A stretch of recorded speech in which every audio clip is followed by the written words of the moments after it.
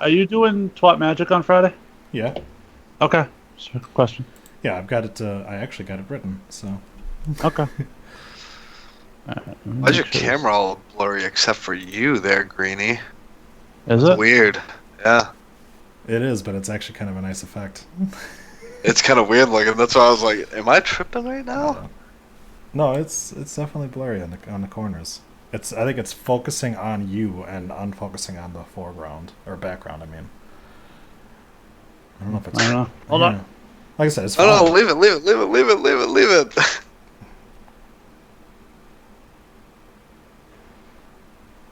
Alright, since we're waiting for Sal, I'll be back in a No, minute. we're not waiting for Sal, but okay, go ahead. Oh, Sal's not on tonight? No, he's gone. I said I clicked the wrong one. But if you gotta take care of something, take care of something. Oops. Trying to remove Sal from the call, but it's not letting me. It's still the same way, but it doesn't matter, Jason. We can see you. Do you want? It's weird. What is going on now? There we go. No, I had messed up. I had to do something. All right. Hey, can we test out the game before we do this? I guess I'm still not familiar on the concept of this game, but Okay. Well, here, let me get it started up, and then I'll run you through what it is. Okay. I'll be able to play on my phone, so. Yeah, just send me that. What actually, there's an app for it, correct? You can just go to. It's not an app. It's you can just go to your browser. Okay. hold on a second, guys. Just quiet for 1 sec. Just want to hear something on my replay.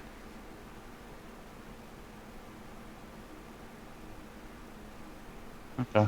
I don't know if that's working or not. I switched to a new computer tonight, but I moved the hard drive to the new hardware and switched the dock, so I'm hoping should be.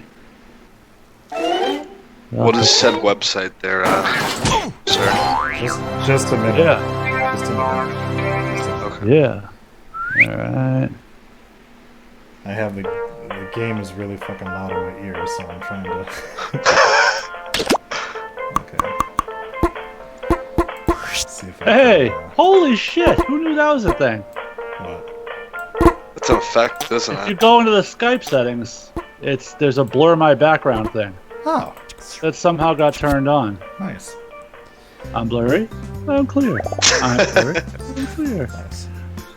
Okay, Okay. well, I'm glad my camera's not fucked up. So here's how it works, okay?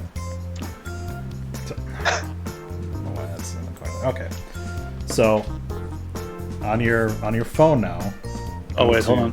I gotta go to my phone here. Okay. You can see me though, right? You can Yes. see my screen. Yes. Si, senor. All right. When do you have the woman masturbating with fruit coming on? Later. So Alright, where am I going on my phone? go to jackbox.tv.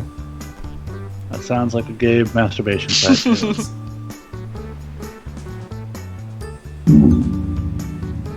What's the 4-letter code? It's on my screen there. EAMO. Sounds like a bad emo band. Yes. It's always a random code, but so what'll happen is, yeah. So see how Ginger is in there now. So once you get in there, then you have to draw a picture that's going to represent like your character, right? Hello! So that'll show up on there. So what'll happen is you got to have at least like 3 people. But when we do like for the like the stream and shit like that, you know, we can get it so that the room is full if we want to. You got the same thing I had in mind. That's good. But yeah, so then like we can let other people join, and then eventually what'll happen is like once we start the game, people can join in on the audience if they're watching on YouTube. So Oh, right now there's Ginger, just draw a fucking picture, dude. yeah, stroked. What are you, fucking Bob Ross? Come on. Are we doing live tonight? Yeah, we're doing live. We're live right Okay. now. I'm just Oh, okay. I What's just up, wanted, YouTube? just wanted to test this out. Okay, so I don't know Whatever if the anybody's going to be watching. whatever the fuck that is. Okay, so then what'll happen is like, so you'll press on your phone, everybody's in, or actually I did that, and then what it's gonna do is it's gonna give you prompts on your Hey, phone it's Drawful time. And it's a for like three-player what to game. draw. You're not a tiny group. You're sleek and compact. Oh, I have to stay. Come the phone? on, let's Yeah, go. you gotta stay on your phone because you're gonna do everything on your phone. Right? All right. If you look at your devices So it's right gonna tell now, you what to see draw. a secret prompt. Just Okay, so now I have to draw shit. Yeah, you have to draw kinda shit. hard to draw. Like pimento loaf. And you guys have or to guess The what I'm Mentalist. drawing. Is that what it is? Draw a picture on your device that Okay. would have that title. And when you're done, hit send. You'll get points for each player that can correctly guess your title. So, go! Do it!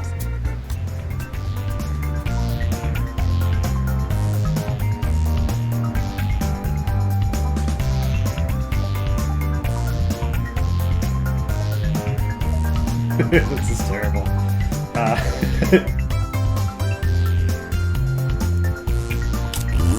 If you're still watching, That's the wishing best I you can could do with that. somehow play along, you can still join the Are you guys audience seeing on this, or- Jackbox.tv Oh, so we can't see what and you're entering drawing This room yet. code. Oh, okay. So- So I found it. Okay. Right, because now what's gonna happen I have is all it's your like, drawings Alright, now. there you go. And as much as I Send. want to keep them to Alright. myself, let's all take a look so at the first keep your one. phone with you.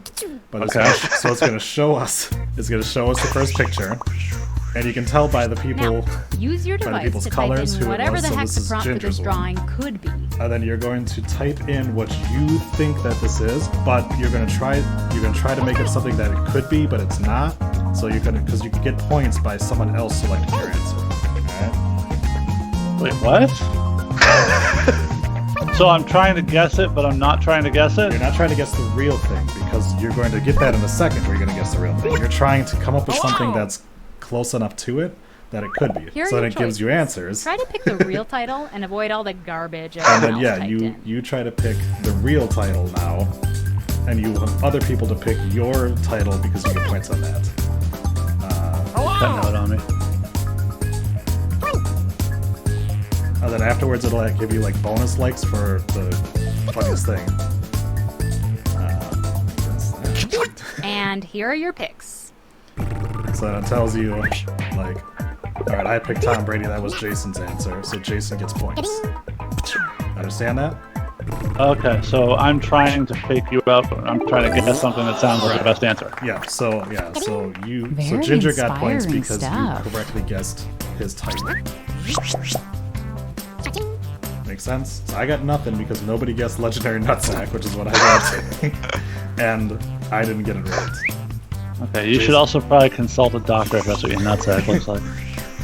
Let's So the- take a look at our next drawing. Type in a convincing that? title now. Oh my god. Oh goodness. Do you guys see choices on this one, or? We will afterwards. So first, so like my dick just showed up there because I entered my title in. So then Ginger, there you go. So Ginger entered his title in, so now it's gonna give us And here are your choices.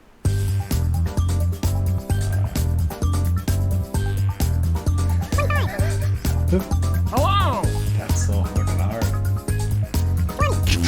Okay, who picked what? There. So now Jason gets mad points because we both got the correct answer. So that's why he's in the lead Jesus. now. And we get points for getting the correct answer, but we, Put in your titles now. it's going to be even funnier because none of us can draw very well. So when we actually do it, this will probably be far more entertaining than our actual show tonight. But hey, This is pretty easy. you think it's pretty easy? Here are your choices.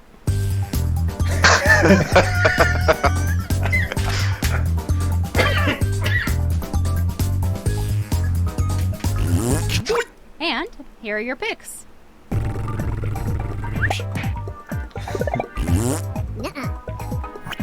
So Jason selected Ginger's answer.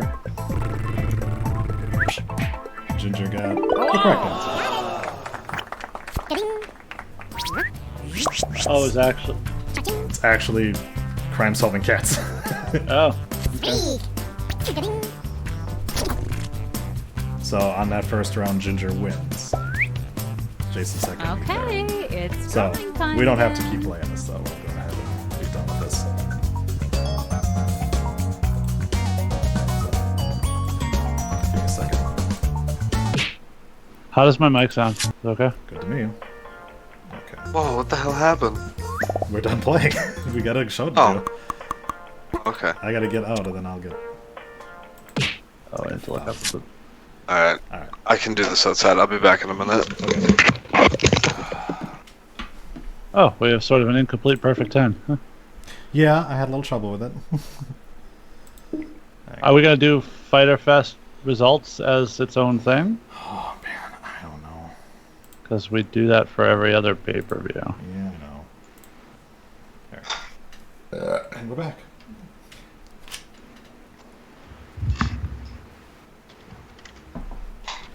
Yeah, if you want to throw it up there, you can. And then if you just want to go with the perfect 8, you can do that. Well, I just added one, so.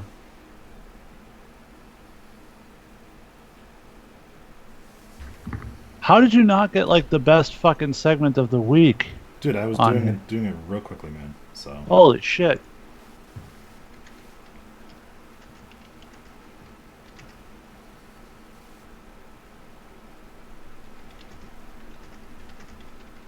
what the fuck? Minimize me, jackass. Alright, now we need a main event. Well, if we do the Fighter Fest stuff, we'll kill the headshot topic and for perfect 10 too, so.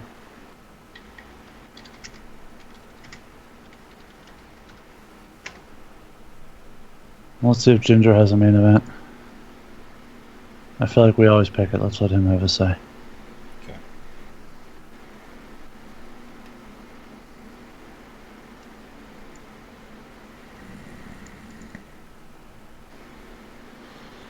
So this machine has like half the memory my old one did, so it's a little slower. You got a different I computer? got I replaced the computer I have with a newer one, Ah, but I got to do the upgrades to it. I just have to get the memory, so what'd you do with your old computer? it's sitting over here. Oh, you could always send it to me. It's probably better than what I got right now. If I have one, I could send you. It's just the shipping would be a bitch. I could probably pay for the shipping. Why did I do that? I don't know. Why'd you do that? Because I'm a cunt. Oh, okay. Oh my god, you have no idea what I fucking did today. I'm like, all right, cool. You know what? We're all off work tomorrow. I'll buy tickets for the family to go see Spider-Man. Mm-hmm. All right, cool. So I buy the tickets for 11:45 tomorrow. So I go today, and I'm like, all right, blah blah blah. Let me make sure I got, I got the email that shows me when. So I'm showing the. He's like, why does that say Wednesday? Oh no. I look at it, I'm like, I bought $60 worth of fucking movie tickets for today's show at 11:45 because I had selected Thursday and then I bought 2 tickets and I was like, fuck, Lisa's home, she'll want to go. So I backed out and it didn't keep the same date. It gave me today's date and then I put the order through. Jesus Christ, So, dude. Then I had to go back and of course their policy is Fuck you. yeah, basically. Their policy is fuck you. After the movie has started, you can't get a refund. So I just had to buy new tickets. So I'm now $120 in on these on this movie. God, dude, that fucking sucks. Yeah, I was not a happy fucking guy. This better be the best fucking movie ever. Oh, that's why he asked me about it. I didn't realize you went into the Perfect 10 and changed it from what I changed it to this morning. What? I didn't realize. change it.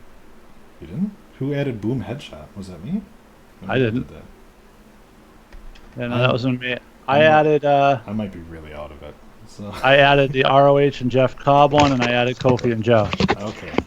And now I'm doing the Fighter Fest results. Okay. Did you watch the whole show, Troy? Fighter Fest? Yeah. No. I watched Oh. enough. Okay. I thought. He watched what he needed to. I watched what I needed to, which was Ginger, how much did you watch? Say what? How much did you watch? I watched the whole thing, except for I didn't watch the pre-show. Okay. I'm impressed. I thought you were gonna say fucking none. So No, I watched the whole Cool. thing. It's other wrestling. there you go. You know what I mean, It's better than like- what's on the main roster right now. Although this week I will say we'll talk about it later. Are you doing the next APW show or are you out entirely? gone. I'm done, man. Did you take outside bookings as well? Pretty fucking thrown together. I tried. It's just like it was, Yeah. it was what it was. Alright. There's only so much you can do. I guess some other guy, it was like a sold show for Bo, so the other guy didn't put enough stuff into it, I guess, or advertise enough, or it was. He also ran it at the exact same time that there was a giant carnival going on. Oh, He's like, well, my plan was people would come here and then they'd go to the carnival. I'm like, well, yeah, but their plan is show up. Ooh, carnival, fuck wrestling. So that didn't quite work out. why wasn't he smart enough to get into the carnival? Ah, I think there's all sorts of insurance shit if you were to do that, though. I think it's only if you have insurance. You just have to have some kind of insurance. That's it. Oh, this is the fucking best picture ever. Hold on, this picture Oh, sums boy. up. This picture sums up WWE perfectly right now. Hold on. And I found it completely by accident. Boom. No? Nothing? I liked the other headline of WWE hires 2 former runners who failed at their jobs to save their own company. Because they did. Well, I ECW mean, and WCW both fucking failed, and now they Well, I got the mean- 2 guys from failed companies. WCW. Yeah, I mean, they didn't fail because they didn't have good storyline ideas. Oh no, I didn't say that. We don't. Oh, Paul Heyman's the dick of the week. Yeah. Question mark. Yeah.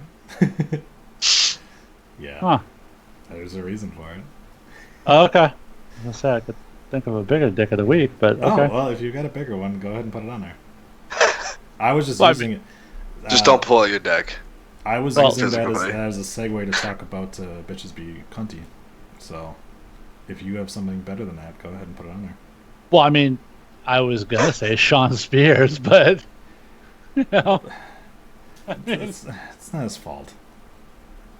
well, If we're being honest, it's both of their faults. we'll talk Wait, about wait, it. We'll talk about it later. It's both. Ginger, Troy and Yo. I always pick the main event. You got a main event topic you'd like to Oh, discuss? Jesus Christ. Fuck. I mean, give me 1 second. I'm sorry. I gotta look at the rundown. I don't have it up. How about would you pay $120 to go see Spider-Man? What? Oh, you weren't there for that story. That's right. So What? I was like, all right, I'll be cool. I'll be the nice dad. My whole family's off tomorrow. I was like, I'll take my kid to go see the new Spider-Man movie because he's excited to see it. All right, so I go online, I buy tickets. I'm like, it's fucking opening weekend. It's gonna be busy. It's a holiday. Fucking better get tickets in advance.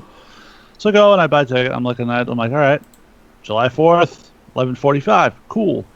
And then I select 2 seats, and I'm like, oh fuck, you know what? My wife's off too. She'll probably want to go. So I hit back up. I go back in. I buy the 3 tickets, $60. I'm like, all right, cool. So I pick Jackson up. We're driving around this evening, and he's like, well, where are our seats? And I'm like, and I'm pulling it up to show him where the seats are. And I look at the thing. It says Wednesday, 11:45. And I'm like, the fuck? So when I hit the back button, it set the date back to today's date. Oh my god. And the policy is once the movie is started, you can't get your money back. So then I had to go back and actually buy tickets for tomorrow. So now I'm $120 in on this fucking Spider-Man movie. Better be good. Yeah. But- You better see Jake Jesus. Gyllenhaal's dick for fucking 20 minutes. Jesus. Yeah, that's no bueno right there. No, it is not. All right, fucking topic. All right. You're editing, right? All right, good. That's it. That actually sounds good. Sorry, getting all was that out before the show. Was it an affirmation? No, I was checking to make sure my microphone sounded good on the new computer. Okay. I don't know if you remember that time when fucking I had my audio was all fucked up when I had plugged it into a different port on my computer. Mm-hmm. I remember. For goddamn reason. So I wanted to make sure that wasn't going to be the case now. Mm-hmm. And you're editing this? Sure. I don't have to work tomorrow. That's good. All right. Although I'm not going to put it out till Thursday, and then when Ginger and I get revisited up tomorrow, I'll put it up right away, so it'll still sort of fall in the right schedule. That's fine. We got Hurry Up and Cruiserweight that dropped tonight, so it's not like we're going a day without something posting. So we're Not until Gray goes away. I'll figure something else out for that. My intention is to continue to have one episode every day. We're like the fucking ADD Wrestling Network. I swear to God. I mean, most of our other shows are still going strong right now. Like, hey, this is a great show. People are really Turtles. Yeah. We're 13, 14 episodes straight on Twat Magic. Haven't missed a single one yet. Yeah. And Next to Your Visited's been going strong since I resurrected it and then you decided to make it better. Obviously, I don't know if I made it better, but the rundown has been going strong. Obviously, Hurry Up and Cruiserweight, even with Jeff, not being on every episode, has still dropped at least every week. So at least there's those shows. Yeah. I mean, Salvation. We talked about it. How me and Sal talked about it. If he's going to do AEW every week, then I don't have as big an issue with the once a month Salvation thing. Well, and the only reason he's doing once a month Salvation is because I told him, I was like, if you do what you're doing right now, where it's bi-weekly, you're going to be done by the end of the summer. You're going to be But you can find something else. Well, that's what we had kind of talked about. Was like, well, so that's why I had talked with him about he really wanted to do an AEW show, and it's like, yeah, he and I talked about doing it, and then I see, Adam and I are doing it. What the fuck? Okay, I guess. Yeah, that's fuck me then. Yeah, well, that's Adam. So the other thing too is we're gonna have to figure out something once October rolls around, because we can't have Revisited, Hurry Up and Cruiserweight, which that might be done by then anyways, and AEW all drop on Wednesday. It just can't. We can't have 3 fucking episodes all drop at the same night. No. AEW isn't going to air until Wednesday night, so that won't drop till Thursday anyway. Okay. But then we have the issue of it dropping Thursday with the rundown. So we'll have to figure something out, because there really shouldn't be anything else dropping with our flagship show, other than every once in a great while. That should be the main thing people come and watch.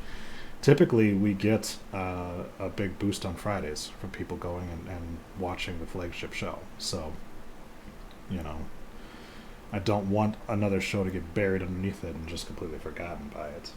So, but I mean, obviously, we'll talk about it once October comes around. But yeah, I mean, did we ever decide what we're doing with the rundown during the Fox movie? No, remember, because every time I suggested something, you guys kept saying, "We'll figure it out later." Yeah. So. I guess we'll figure it out later. I slipped one in for the main event. Let me know if it's approved. What is it? Did it talk to me? Stream actually.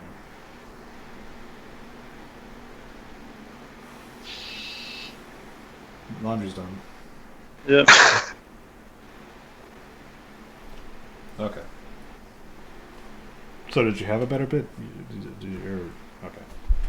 Never mind. What are we doing? No. I'm trying to find the last co-host for the week. Hold on. For Twitter. What? I need our last co-host for Twitter. Yeah, if we're talking about that in the first thing, though, I wouldn't put it in the main event too. Yeah, the first one there is Braun broke his dick off, which is us talking about them throwing. Fucking bastard! I skipped. Son of a bitch. Okay, I have no idea. Because basically everything else is covered. Every major thing going on. Yeah, the main nothing event, main event worthy. The main event is not usually like a single topic like that. It's more like a discussion point leading off on it. But yeah, I figured that's probably going to be the best one to go there, because we can then kind of recap everything on that. So okay. Fuck.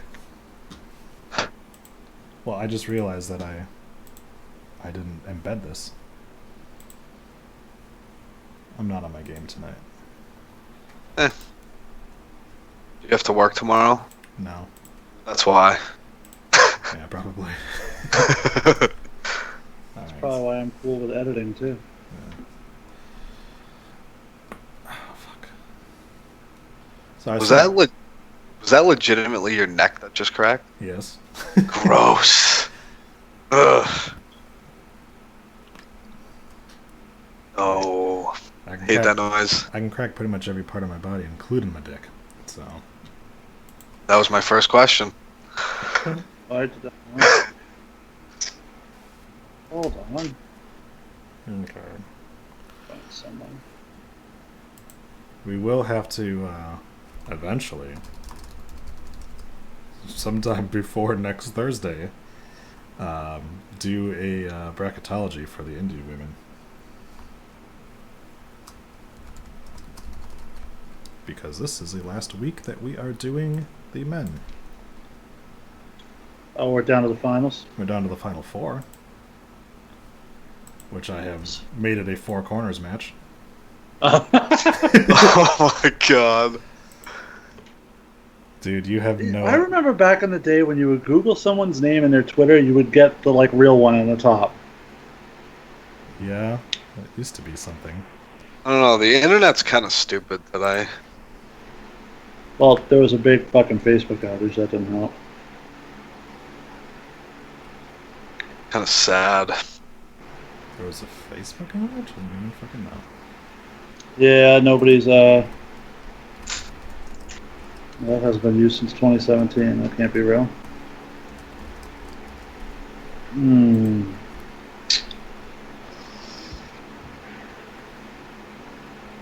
Alright, well, while you try to find Scantily Claire, you can always fall back to my favorite porn star, Danny Daniels, if you want to do that. We've already done that though. Yeah, but she should. Try not to repeat. She still needs love, man. Oh, hold on. All right, this one's verified. Are you really, like, not looking at Twitter for that? I was trying to find an accurate Twitter. Yeah, he's trying to. Oh, yeah, dude. Just give me one then.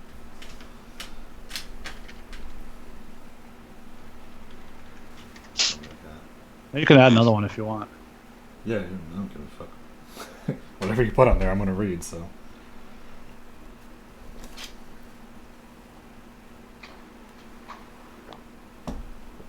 Alright, dog.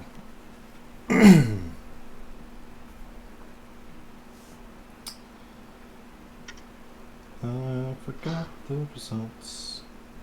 There we go. I forgot the results. Get out of here. Get out of here. Get out of here. La da da da da da. La da da da da da da da. Yes.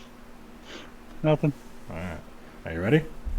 I'm ready. I thought Ginger was looking for another name to put up there. Oh, here he goes. Okay. He's on it. Oh. Alright, he has hit enter. Just give me 1 second. This is riveting YouTubing right now. Well, YouTube can't see what he's typing, right? No, they can't. By the way, Okay. we're if we were monetized, we would be demonetized every single episode. Because YouTube's doing this new fucking dumb shit where they're cracking down on swearing. So like a bunch of like the YouTubers who have like, so for some reason now YouTube is just like fuck YouTubers in general. Which is like, those are the people that made your platform famous, assholes. But yeah, so they crack down on swearing now, that anytime you swear. So first it was, if you swear in the first minute of a video, you're going to get demonetized. So then a bunch of YouTubers are like, okay, well, we just won't swear in the beginning, in the first minute of it. Okay, that's a good one. It'll be fine. And that just reminded me of another one that I could have done. All right, sorry, now all of a sudden it's, if you swear at all in your video, you're fucked. And it's like, why do you keep fucking the content creators? You know, it's Fuck, so fuck, ridiculous. fuck, fuck, fuck, Yeah. fuck, fuck. Well, and it's like there's so many of the big YouTubers now that have just migrated off of there. They're like, fuck this. We keep getting fucked over. They already stole. Wait, like, did they a shit lose ton- Logan Paul? Because I don't know what I'll do. No, I mean that piece of shit will always be on there, but he can't swear anymore. So, Let's see how many fucks we can get in this episode. I wonder how. Well, no, over Doesn't matter. and above that, I wonder if it's even feasibly possible for us to get through an entire episode without swearing. Oh fuck no. no. That might have to be a challenge. No, because we get too heated in our conversations. That's why it's a challenge. Well, no, it just wouldn't be. Oh, what was that Trident commercial? Where she? Oh, what was it? It was a gum commercial. Oh my god. Where the two girls are arguing and the guy's standing there, and they're not swearing. They're saying different words. I think it's Orbit. Orbit, Yeah, they always like the clean, strippy mouths or your cootie liquor or something Yeah, like it was that. something Yeah, like yeah. that. It was it stuck with you, so obviously did this job right. Yeah. I don't chew gum. You know, I do. Nope. Sometimes. I usually just chew ass. All right, let's get this going on here. Ready? Every time I say ready, one of the two of you is looking down at your keyboard typing. I was looking at my dick, actually. All right. No, go ahead. All right. 3, 2. Are we starting? Welcome, ladies and gentlemen, to the Rundown Wrestling Podcast, unintentionally offensive wrestling podcast. I'm your host, Troy. With me this week, as always, Jason is here. What is up? A little bit different. We're getting together on a Wednesday. It's like a hump day orgy for dudes That's right. We who like wrestling. Yeah, that's right. We are celebrating the worst decision we ever made, and that was to get away from the British. So instead, we have to record on a Wednesday. Yeah, instead think of it Thursday. this way: if we hadn't gotten away from the British, we could say cunt as often as we wanted to. That's right. We would be more sophisticated too. Probably. Joining us this week, though, I guess somewhere along the line of his ancestors, they came from the Irish Isles. Ginger's here. Going on, your cock goblin wart suckers. See, that's why that would never work. All right, so we got a lot of shit to talk about, but first, let's talk about. Well, hold on. Allow me to introduce our friends on YouTube to our little club. Because if you're watching on YouTube, if you're watching on the YouTube website, you can look over on the right-hand side of your screen. If you're on mobile, it's at the bottom. Just go down. Trust me, you'll like it. It's fresh. And you can check out the little chat box. We call it our Smathers Lounge. It's where you guys can pop in and discuss, and we can pop on your face, and we can discuss all sorts of stuff that happened in the world of wrestling. Or if you just want to call us assholes, you can do that too. We are here for it, and we're here for you. So really, we care. Just talk to us. We need the validation. We're very, very petty, pathetic people who are in desperate need of validation and love and a hug. Shut And up. anyway, Ken Lockhart's up in there. What's up, Ken? Good to see you. Yeah. Ken's a good guy, big follower of the local scene in New England. So Yeah, glad to have him on board. we probably won't have our normal crew here that we normally do because we are recording on a Wednesday instead. But we'll see if they check in later. Jason will man the YouTubes there for us. So let's go ahead and talk about some dicks. So it was the 4th round in the hottest WWE male talent tournament, and we had 8 hot guys to try to see who would be our final 4. And doing things a little different for the end of this tournament, we are actually having a 4-way battle for the crown. That's a lot of dicks. That is a lot of dicks. So next week we will crown a winner of the hottest WWE male talent tournament. Next week we will crown Finn Balor. We'll see. You never know. So our first matchup was Tony Nese versus Tyler Breeze. And Jason. I would normally go Breezy, but Nice has been on a roll, like just knocked off the big dog. So I'm gonna go Nice. All right. And Ginger? Still going Breeze. I'm sticking with Breeze on this one. All right. Winning by just 2 votes. Tyler Breeze advances. See, Apparently, I'm not good at judging dudes. I don't know. It's that 5 o'clock shadow he's rocking, man. Yeah. Still, hashtag not my Tyler Breeze. Yeah. Okay. Well, I'm in. Our next matchup was Drew McIntyre versus Seth Rollins and his 90-degree dick. Ginger, which one you got? McIntyre. Jason? I You know what's don't want funny the fish about hook that? this week. You know what's funny about that is that, Troy, you sent that picture in the host thread today, and my wife was sitting next to me, and she's like, what the fuck is that? So I had to explain it to her, which then prompted me to have to show her the actual Seth Rollins picture. Mhm. So I've actually seen Seth Rollins' dick today, unfortunately, There you thanks go. to you. Good. So I'll go Drew McIntyre because I haven't seen his dick, so I'm going to go with the mystery. All right. Advancing on to our final four. Seth Rollins. Ooh. I am fucking 0 for 2. Jesus Christ. Then we've got Cesaro versus The Miz. Jason. I'm going to say The Miz. Okay. So it'll be Cesaro. Ginger. Cesaro. Okay. Jason apparently went to the Ginger school of picking things because Cesaro's moving on. Oh, wow. And that brings us to Finn Balor versus Fandango. I know I'm getting this fucking one right. So Ginger. good. Wait, who was it again? Fandango? No. Ginger, how much do you think Finn Balor won by? 25%. Oh, I'm sorry. No. 50%. He won by 50% at least. He won by 87%. He won by 78%.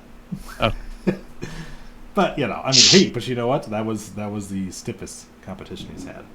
So to speak. Yeah. So our final four battling it out this week: the number 1 seed Finn Balor, the number 2 seed Seth Rollins, number 2 seed Tyler Breeze, and number 8 seed Cesaro.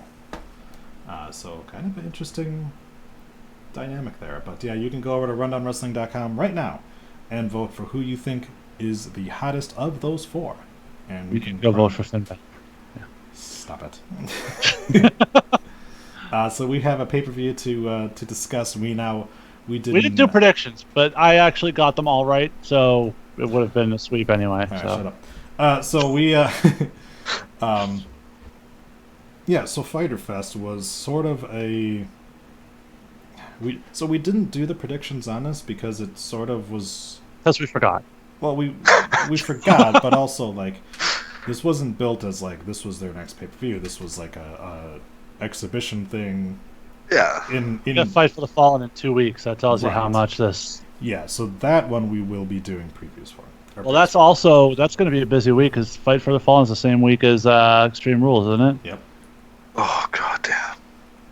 Yeah, so we might want to skip the Perfect 10 that week, unless something big happens. So the Best Friends defeated Private Party via pinfall. And SCU. And SCU. In the buy-in pre-show. Yeah, and this match supposedly gives the winner like a buy in the tournament for the tag titles or something like that. It was very convoluted the way they tried to explain it. Yeah, so they seem to have like a rough general outline of what they're doing for the tag tournament once October rolls around, but haven't cemented anything in stone. So somehow, I guess the Best Friends have earned themselves a bye, whatever that means. So I'm the only one that watched this match, right? Mm-hmm. Okay. If you like tag team wrestling, go check this match out. This was a huge coming out party for Private Party. These guys stole the fucking show. Most memorably, I think it was Mark Quinn was really the star of the match. But there was a fantastic spot where they did a top rope Rana, where I think it was Quinn launched one of the SCU guys into Isaiah, who executed a cutter off in midair off the Rana. It was a fucking fantastic spot. Wasn't the one that won the match, obviously. Yeah. But no, this match was great. I really, really can't recommend going back and check this out enough. This may have been one of the best matches on the show. Nice. I was actually kind of surprised by this outcome because Private Party was the only one that really got any kind of build towards this match in the YouTube videos and things like that. So Well, towards this match because they were the only one that hadn't been established already as a factor. right, but that's why I kind of thought like, okay, well, we're establishing them. Let's really establish them by getting a win because I mean, this match has, I guess, some future implications, but it doesn't really matter who won or lost, honestly. So, so, Ginger, anything to say about this match? Not really, to be honest. It was. We've been live on YouTube for a while. They all heard that he didn't watch the pre-show, so let's not try to work people. You have to make sure that they are paying attention. That's right. Kayfabe, brother, kayfabe. Well, typically we just kind of steamroll past Ginger whenever he doesn't speak up on his opinion. So I don't want to. Well, no, I like to let people talk it out. Like it's the reason we do this fucking thing, right? Mm-hmm. Yeah. You know? All right, fair enough. So Allie defeated Leva Bates via pinfall on the buy-in special. Hey, Ginger's in the chat. Hey, Ginger. Hi. You're in the chat? You know you're doing the show. Yeah, I know. I mean, I shouldn't say much because I'm in the chat too. So,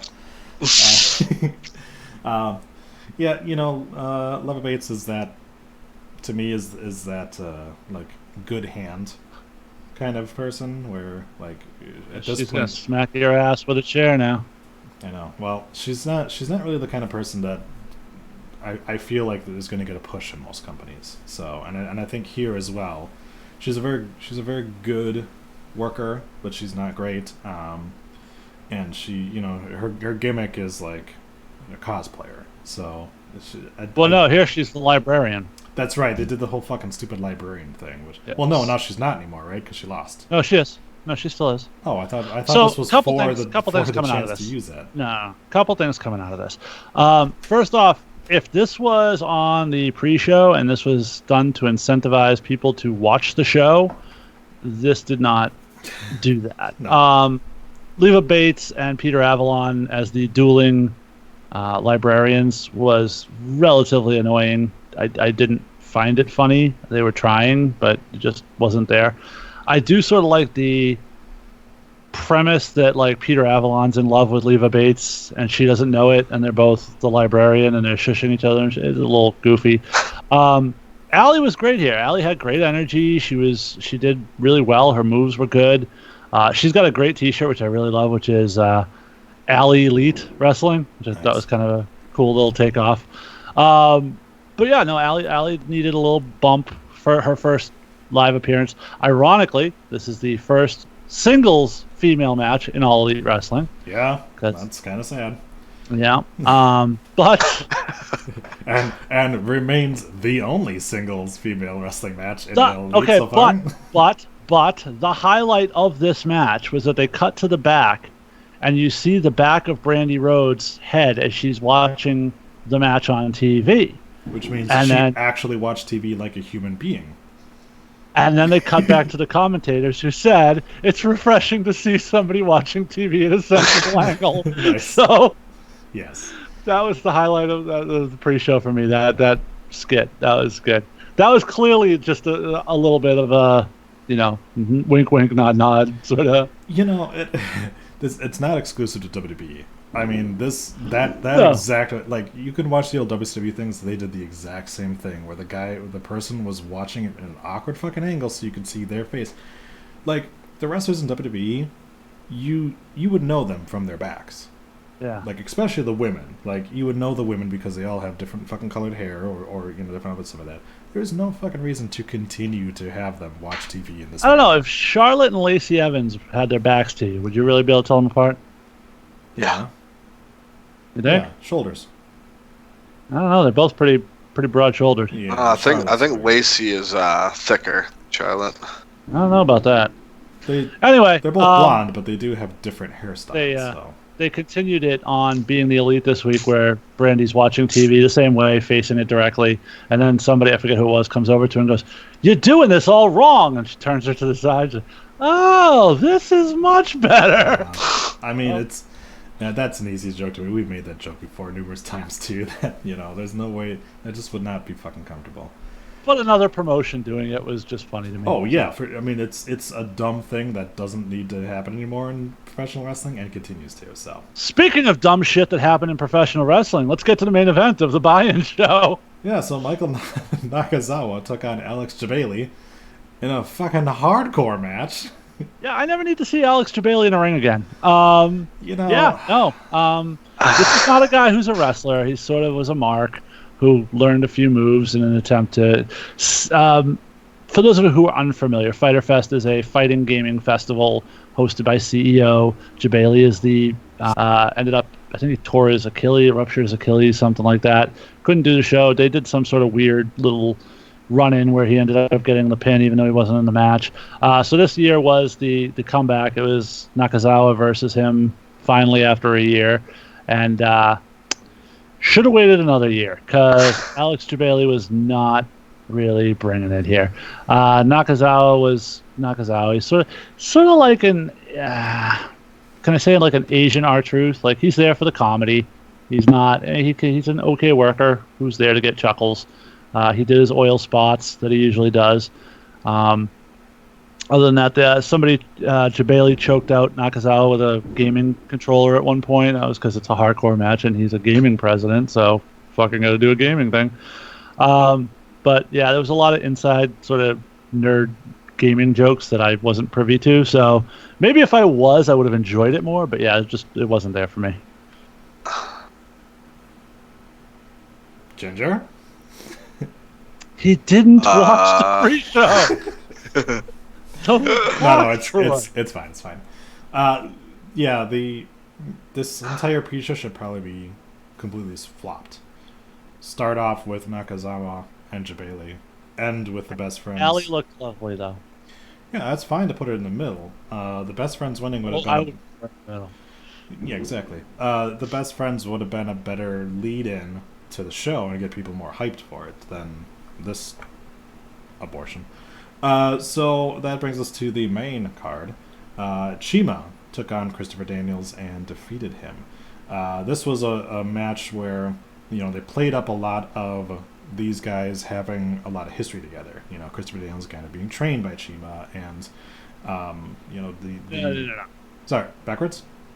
No, Christopher Daniels was an established wrestler and went over to Japan, and Chima took him under his wing in terms of wrestling in the Japanese style. Yes, that's right. That's what it was. So I was right. He trained him. He just didn't train him to begin with. But no, Chima or Christopher Daniels joined Chima's team as Curryman, so they kind of played all of that up as well. So, Ginger, what do you think of this match? It was a pretty good starter. Good technical stuff. They played each other's parts very well for what they needed to get done. A few good spots in it. I liked it. I enjoyed it. Jason? Yeah, I mean, I said after the first one that I thought Chima was sort of the star of that match, and I felt the same way here. And he sort of needed to be. They're gearing him up. For those of you who aren't aware, he's working at Fight for the Fallen against Kenny Omega, so they needed to sort of build up Chima a little bit to make him, a legitimate opponent for Kenny Omega. So this was what that was for, and Daniels went out there and did what a good veteran does. So yeah, the match was good. I enjoyed it. Nice. So that took us to our second female match. This one, another triple threat match, as Riho defeated Nyla Rose and Yuka Sakazaki. Sakazaki. So I kind of no one really responded to me when I brought it up, but I completely forgot that Riho is the little fucking 8-year-old girl that used to wrestle over in Japan. Well, she's not the 8-year-old girl that Kenny Omega did the match with. No. She used to be his tag team partner. She was a tag team partner. Yep, that's a different person. But no. Yeah, he talked about that on last week's, was it Road to Fighter Fest or Being the Elite or one of them? He did a sit down where it's Being the Elite because he was in the mailbag thing. Okay. Yeah, and I hadn't watched that, but yeah, I just because I saw somebody had posted her match. Against somebody over there, and yeah, I was like, oh, that's fucking right. He was in a tag team with her for a while when she was like 10 or 11. It's like that's fucking crazy when you think about it, because now she's 20-ish, early 20s, somewhere around there. Kenny Omega's lucky because he did all of his work with young underage girls over in Japan, where it wouldn't have the same stigma it would have here. I don't know. Lawler made it pretty far. I don't want to spread rumors, but I don't think that was what he was looking for over there. I'm just saying, if he did that over here, and this dude only works with like underage girls, and there would be rumors, and people would take offense. Yeah. We live in. Yeah, but again, like I said, I don't think it was the girls he was looking for. No, he's definitely voting in our tournament. But, yes, exactly. But I mean, his best friend does definitely look like an underage girl. So Kota Ibushi's a good-looking Japanese man. I know he really is. He's got fantastic hair too. He really does. He looks like a character right out of Street Fighter. Yeah. Nothing beats Speaking of, oh fuck, who was it that had that kissing match with him? Do you remember what I'm talking about? Oh shit! I know he did a spot where he like kissed Brandy Rhodes. No. There's him and another dude that are in a wrestling match, and it's like the kisses are like inflicting pain on each other. Because he'll come by and he like runs up and like kisses the other guy, goes like, oh, and he like comes back and that guy kisses back. I just don't remember who the other guy was, but I vividly remember him essentially making out with Marty Scurll. No, that's not it. Hold on. Nope, definitely not Marty Scurll. It was another Japanese fella. Kota Ibushi? That's who we're talking about, isn't it? Well, Kota Ibushi says had that type of match with Kenny Omega. Right, but it wasn't Kenny Omega. There was another Japanese Definitely guy. not Omega. There's another Japanese guy. This is where dude, like, it's a day early. There's no fucking reason for you to be launching off fireworks while I'm trying to do the show. Oh, Kiss Wrestling. Here we go. This must be it. Hold on. Let me YouTube this shit. It is Kota Ibushi. Yeah. So it is. Yeah. The other guy. Yeah. It doesn't say who the other guy is. What? Oh, well, that's not very nice. Here's a YouTube video of it. Was it Tatsuya Naito? No. Let me I can't see the guy's face. I know, I'm trying to... He's flabby as all hell, though. I think Kota can do much better than this dude. Yeah. And you're watching it now, I take it, that it's the guy in like the black and white trunks, right? Yeah. Yeah, that's the thing I always fucking remember when I think of Kota Ibushi, is that fucking thing. Anyways. Moving right along. Instead of dudes making out. Let's talk about a guy who has a big dick. Hangman Page won a fatal four-way match against MJF, Jimmy Havoc, and Jungle Boy. We had sort of talked about this heading into this, that there was really no reason for Hangman Page to be in this match, considering that he has a championship match coming up. So why is he... Like, we talked about it, like, he should just be in a singles match against MJF. Have a Jungle Boy and Jimmy Havoc join in this match. Unnecessary, in my opinion. I understand you're trying to get a lot of guys on the card and things like that, but there's other things you could have done. Like, maybe not have the CEO of a gaming company be in a match. But if Jason's done jerking off to guys kissing, do you want to give your thoughts on the Hangman Page match? First off, MJF stole the show. There was the crowd was chanting, "You suck, you suck, you suck," as he's cutting his promo, and he's like, "No, yeah, you know how you live in your mom's basement? She swallows." Fucking great. Got great heat for that. The match was what it was. It was really, I mean,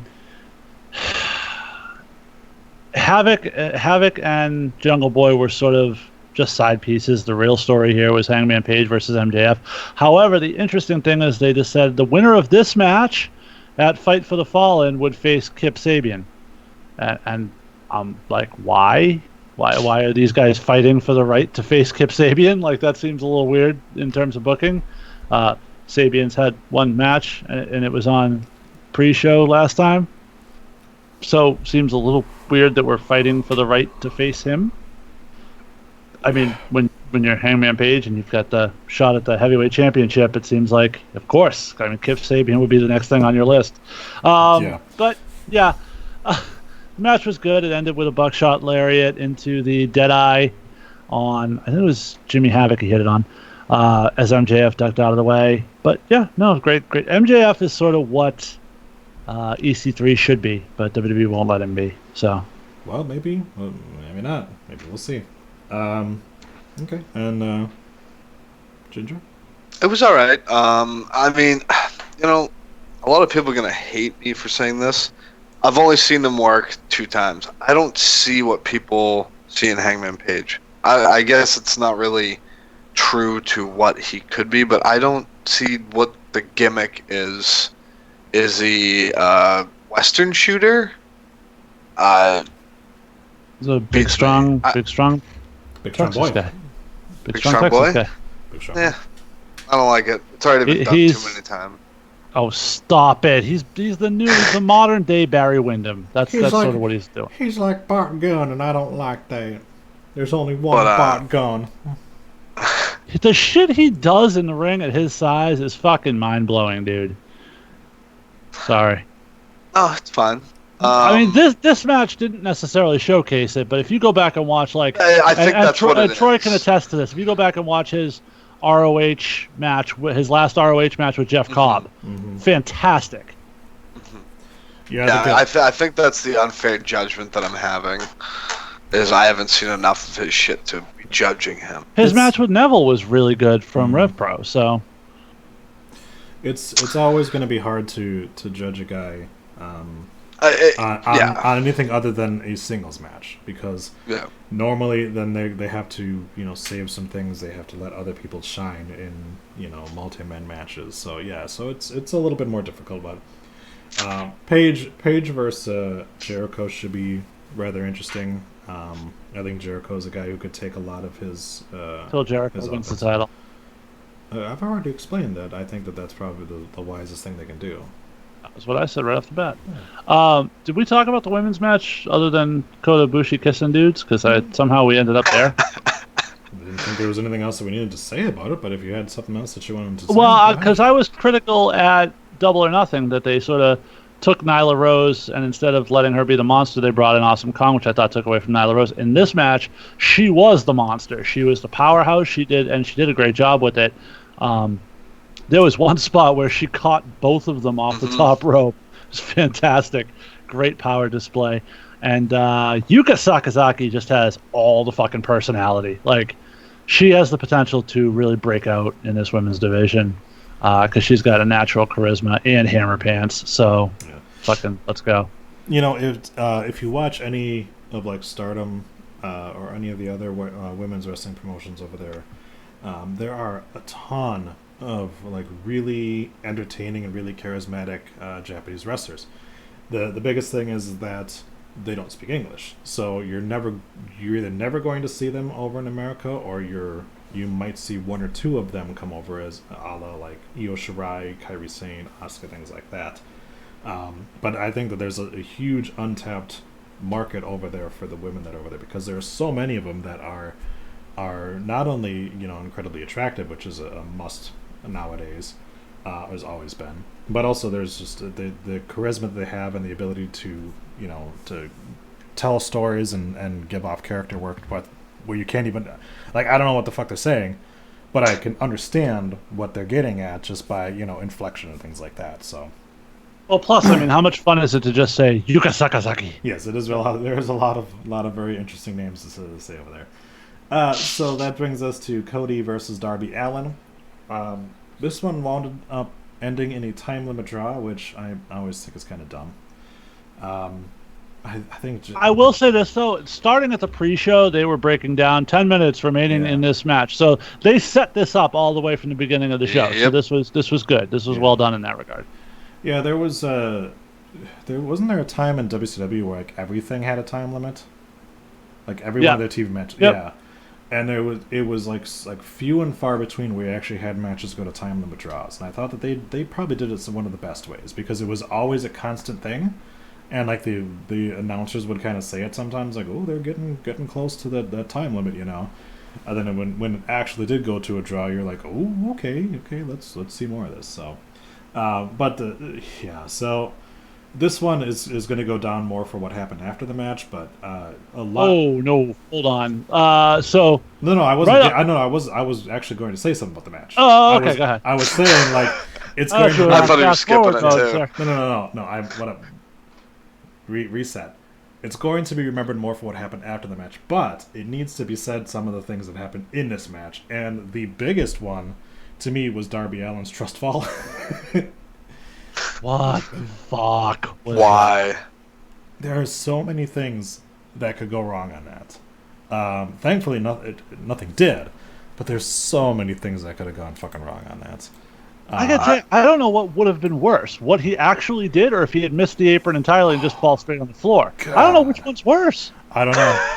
Yeah, like that extra couple of feet landing, would that have been better? On mats, at least, instead of fucking steel and wood. But I feel like that couple extra feet might have just evened it out, to be about the same no matter what. But yeah, I mean, it's amazing to me that he didn't just fucking shatter something in his body once he hits. I puked a little bit. Oh gosh. Yeah, I think it's called the coffin drop or something like that. Yes. It's not It's aptly something. named. It wasn't the first time he's done it. The thing that he came out with a body bag that said Cody 1-1, and that was sort of the big thing early on, was that he was going to end Cody's undefeated streak in AEW. Dude, it's one fucking match. Yeah. Like, we're not talking about the Undertaker's WrestleMania streak here. We're talking like they've had one event. There are a lot of fucking guys in that locker room who are 1-0. If you're really looking to end someone's streak, dude, you could have found fucking Kip Sabian. He's fucking 1-0. I mean, isn't Cody 2-0? No, he's only had one match in AEW. What about All In? That wasn't AEW yet. That was before AEW was formed. Oh, I guess. Okay. All right. I get confused on that shit too Yeah, because they don't. All In is not canon. It Okay. was All right, but as you said, like it's he won one match against a fucking 50-year-old dude. although technically Darby Allin is correct. He ended his winning streak. Yes. So Yes, because now he's 1-0-1. But there's also a spot where he put Darby Allin in the body bag and then proceeded to like drop him on his fucking head, and I hate that shit because so much shit can go wrong with that too. I also don't know what the fuck Cody is in AEW because he comes out, has a huge face Apparently a entrance, prick. has a huge face entrance, gets a huge face pop, and then proceeds to wrestle the match like a heel. It's sort of hard to follow. Yeah. I mean, All right, yes nobody else. and no. Okay, cool. You gotta give him a second to say something. You gotta let it register. Yes and no. I mean, he's just Cody. He's gonna do what he wants. You know what I mean? Whether people boo him or cheer for him, he doesn't care. He's gonna just do what he wants. When he goes out and soaks in the fans' adoration and tries to pump them up, and he brings the wife with her tits hanging out. Like everything about his presentation on his way out screams, "I want your love. I want to be a face," and then he proceeds to work the match like a heel. Just being an asshole to people. But he's not. Like he's legitimately playing face on his entrance. Well, I get that, but it's about the story you tell in the ring. But the entrance is part of that story, dude. Yeah, because he knows people are going to cheer for him regardless. So he's going to do what he wants.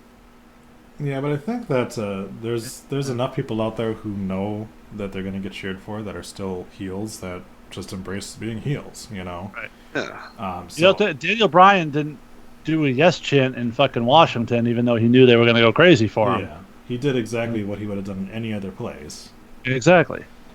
But yeah, it just to me, I'm with you on that too. Like he needs to establish what he is because he can't keep doing this kind of back and forth thing because it's just going to confuse your audience. Well, and then he ended up being the sympathetic guy at the end. So it's like, Yeah. That part I understand, because it's like, why are you... Yeah, I see your point a little more now. and Darby's wrestling like a heel too, so it was almost like heel on heel. It was very weird. I don't know. I had trouble with that, but it is what it is. So that took us, to our 6-man tag match. Ginger hated it. You want to know what I hated the most? Don't say the entrance. Oh, you're an asshole. So before we get to that, Kenny Omega and the Young Bucks defeated Lucha Bros and Laredo Kid. Now, Ginger, go ahead and talk about the entrance. Mortal Kombat would have been so much Can I better. set the table for the entrance, and then Ginger can tell us why he hates it? Do what you got to do, brother. Okay. So they set it up earlier in the show that their gear hadn't arrived yet, and then Kenny basically told them that it had been lost and the luggage had been lost or something. And then Kenny said he had taken care of all their gear and they were set and ready to go. So then we see the old Being the Elite theme song, the whole never look back, no, never say die, that gimmick. And that cuts off. And then we get the Street Fighter theme kicks in, and we go back up the ramp, and Matt and Nick Jackson are dressed as Ryu and Ken. And then, this is the one part I didn't get. Some random fan runs up and does like the Batista, like the like. I didn't understand that. I didn't get it either. Lights go out. I thought maybe it was, for a second, I thought it was like a legit fan running up during their entrance. But then the lights go out, and Kenny Omega appears dressed like Akuma from Street Fighter, complete with the dyed hair. And the fan has since been laid out, obviously as part of whatever this entrance was. It was creative. It was a gaming conference. They did something that the crowd was going to pop for, that they were going to relate to. And it was sort of creative, and the Jackson boys played Ryu and Ken really well, and they sort of worked it into the match a little bit too. I thought this was a great. I don't know what Ginger could possibly have a problem with here. Okay, so I like the fact that they dressed up. Don't get me wrong. I like the whole gimmick. I think it would have been better as Mortal Kombat. I'm a Mortal Kombat guy. That was it? That was your whole fucking problem? Yeah, I said that at the beginning. You went babbling on. But no, like I said, I liked it. I liked the a fireball spot during the match. Hadouken!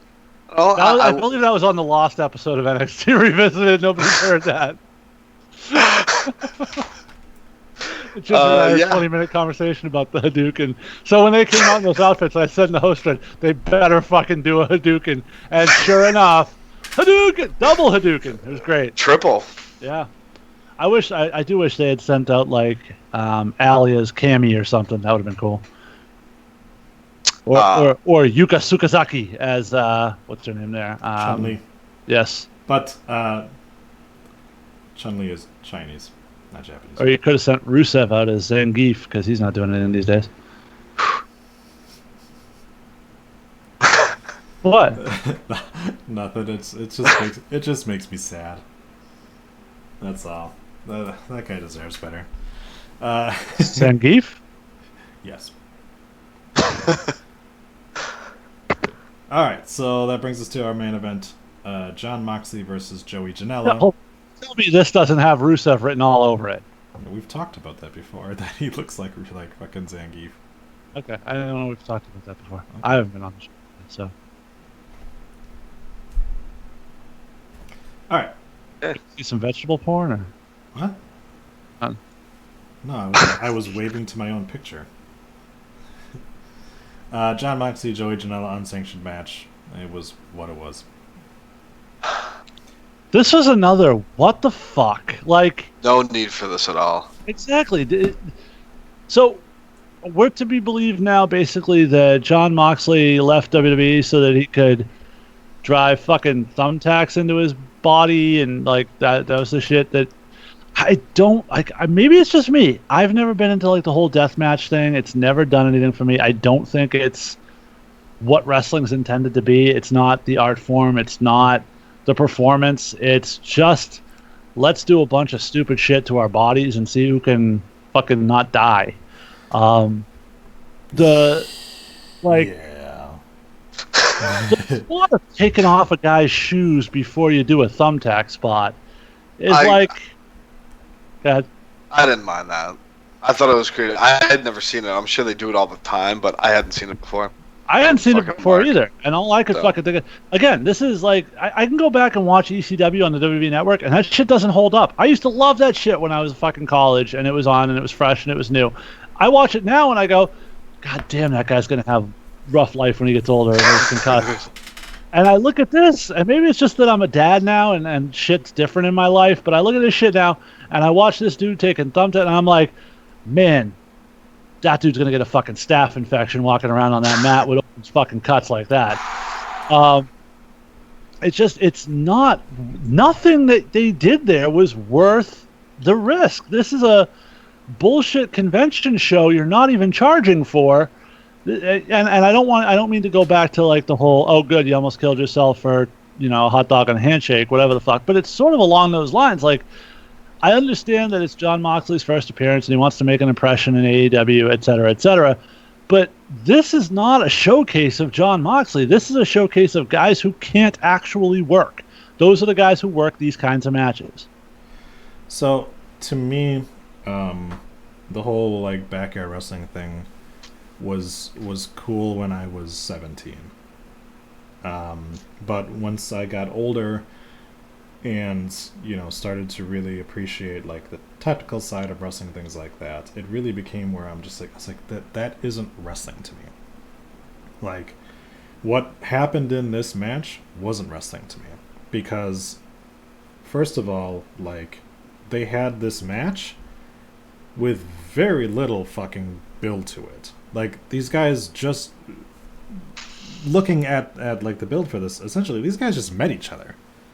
Like, I understand if like this is like their third match in a program that they're doing, that they go to like this extreme with it, but like there's no reason for that. Like when they had like the Triple H and Batista match at Mania, there was so much history there that it made sense that they wanted to like literally inflict as much pain on each other as possible.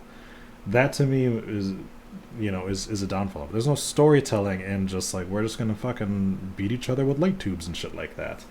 Yeah, But also like, it's not what I'm looking for out of AEW, because what I tune into AEW for is tremendously awesome wrestling. You know, is moves that you're not going to see in WWE that often, and storytelling, a different way of storytelling. And this did neither of those things. Like, if I wanted to watch deathmatch stuff, I could watch CZW. That's out there. You know? I wanted to see what Jon Moxley could do as, like, an actual wrestler, and I haven't seen that yet. All I've seen is his fucking CZW shit again, you know? It's like, I can watch Cody and Darby Allin, and that was a little bit of a brutal match, but it was a great fucking technical work, and I was incredibly enthralled in it. And this here, I'm just not into it. And maybe it's because I'm old. I don't know. But to me, like I said, it didn't feel like it's wrestling to me. It feels like this is just like let's try to get those like young teenagers, you know, let's try to get that crowd with this match. And it's like, it just doesn't do it for me anymore. And also, like, it sort of sets now, most of us smart fans understand this, and we understand what we're going to see once the TV time comes around for this, but it sets a dumb precedent that people are going to expect to see this shit on the television program, and you're not going to see that shit on there. You're not going to see this kind of wrestling on AEW TV. You know, you're not going to see like the swearing and stuff like that we've gotten on the program here on the TV. You're going to, so for a lot of people, they're going to tune into the TV and be like, let's watch some fucking death matches and shit like that. And then by the end of the first program, they're going to be like, well, I didn't know that shit. And then they're going to be done.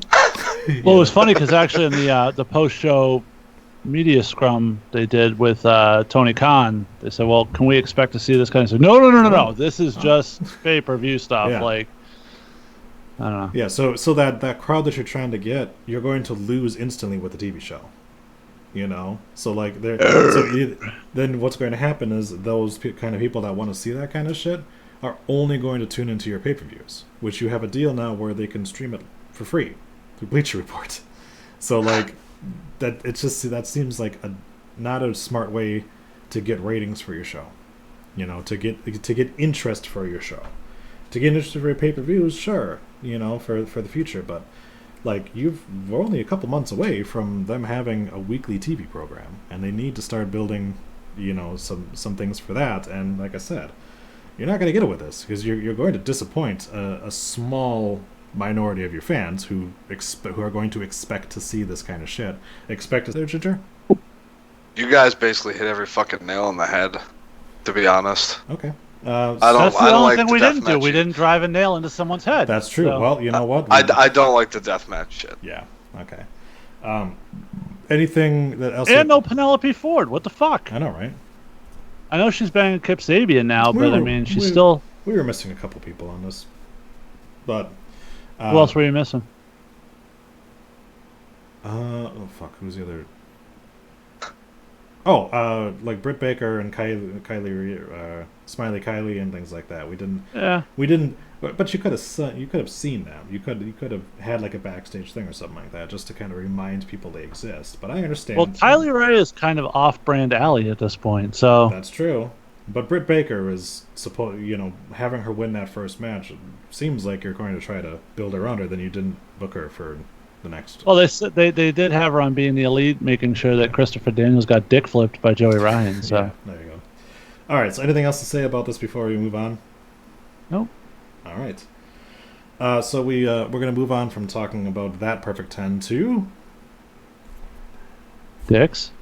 That's right, because Braun broke his dick off by spearing Bobby Lashley through the fucking set. So we had a match to start off Raw between Bobby Lashley and Braun Strowman. It eventually broke out into... Is that my man? Well, no, because he doesn't exist anymore.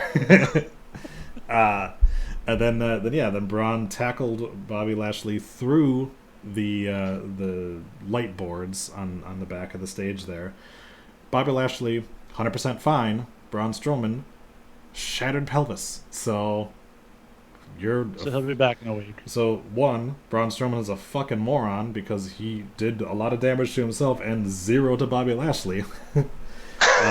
But also the reports. Think about that. Like Bobby Lashley, yes, he didn't wrestle. Didn't we do an angle where Braun got hit by a fucking car at one point? Yes. Yeah, and like the car just exploded around him or some goofy shit like that. It was like something dumb like that. But so like Braun Strowman completely fucked himself up, blew his spleen out and stuff like that by tackling a motherfucker through a sign. And that motherfucker was able to give a promo the 2 nights later, or the next night, or whatever like that. So, it seems as if there was some rumors hitting around that this was going to lead to them debuting a new stage for Raw and or SmackDown. Potentially the same stage for both of them yet again, but we'll see on that. But in general, to kick off like the new era of Raw, and essentially the new like TV 14 era of Raw, even though it was still PG. Raw and SmackDown definitely did not feel very PG this week, which we'll talk about in a little bit here. But Ginger, what did you think of the Braun Strowman blowing his dick out? He blew out his dick hard. It was short, sweet, put them both over as beasts as if they've been trying to do, and give them. I don't know if his Strowman is taking a couple weeks off, but that's not going to help him because he's been out so many times. That can only happen so many times before people are like, okay, this guy's injury prone, we don't care about him. Yeah, but yeah, you know what I mean. You don't want to continuously keep him off TV because it's going to kill him even more than you've already fucking killed him. Yeah, he does have a lot of start and stop pushing. Yeah, it's pointless to do shit like that. But I mean, obviously everybody was talking about the holy shit, but kind of saw it coming because there is a delay there. Could have caught that. No, that was in the script. Oh yeah, yeah. That's what I mean. Whichever one. Like everybody's like, like, yeah. God. They have a 5-second delay. Like they have a dump button, and we've seen, but they've used it in the past. I mean, you had Brock Lesnar say he doesn't give a shit about Heath Ledger. Jesus Christ! I always almost say Heath Ledger when I say Heath Slater's kids. Do we have a dump button on the rundown? No, because we don't have any need for it. So John Vederick over on the YouTube chat says the weirdest part of that was that a match started Raw instead of 20 minutes of talking. More on that in our next topic. So Jason, what are your thoughts on this? Yuka Sakazaki. All right, fair enough. No, I didn't hate it. Give it a little context here, and you can dislike it, and that's fine, and I totally get that. That said, what we've seen from these guys to this point was like arm wrestling and tug of war, and this was take these two big badasses, let them just fucking fight and let shit happen. And you take two big badasses like this and you tell them fucking all rules are off. This is the type of shit that would legitimately happen. They'd go all over the fucking place. They would do something stupid trying to hurt the other one. Like, to me, it added an air of believability to this feud that hadn't existed to this point. So for that reason, I loved it. I thought the effects were pretty well done. We've seen some really cheesy shit when people go through LED boards before, and obviously it doesn't really explode, but it was done in a way that it sort of looked good. I liked the holy shit. I thought, again, we know what it is, but I thought if I'm just a fan watching at home and I'm not sort of an in smart mark, it added an air of believability to it for me. I thought the whole segment was pretty well done. I'm not gonna lie. Yeah, and that one utterance of holy shit sets the tone for the new era too. Exactly, and we would see that with Kofi later. Yeah. Yeah, I also enjoyed. Well, we would partially see that with Kofi. We did our best to make sure we didn't see it with Kofi, but we'll talk about that later. We'll get there. So Raw starts off with that bang, winds up fucking the screens for the rest of the night, which I enjoyed. They had some continuity there where it's like the surrounding screens are kind of fucked up the rest of the night as well too. Well, and they did a nice job having it like it took up a good chunk of time afterwards, where there was it added again to credibility that it was a chaotic thing that wasn't planned and like, oh shit, we don't know what to go to next or what we're doing. Or I thought it was well done. Yeah. So on the flip side of that, SmackDown had their opportunity to start their new Eric Bischoff era, and did it with a talk show. So now I don't want to get too down on it because it's Kevin Owens. I love Kevin Owens. But Kevin Owens comes out for the Kevin Owens show. I love the fact that his cue cards in his hand apparently stop words and stop sentences in the middle of them, which I enjoyed that he had to keep looking at them afterwards because he's like, your match against the Undertaker. And then he did the same thing again a little bit later, but his guests, after first kind of teasing Roman Reigns and the Undertaker, wound up being Shane McMahon and Drew McIntyre. And so Owens sort of made fun of them to a pretty big degree, where Shane said that he wasn't scared, but then Owens replayed Shane clearly being fucking frightened and running away. And then, of course, Owens was like, well, no, you obviously, I mean, it's just a knee-jerk reaction when you hear that gong. You go, oh, I gotta go. But this then brought out Dolph Ziggler, and immediately I started reaching towards my phone to turn off the stream.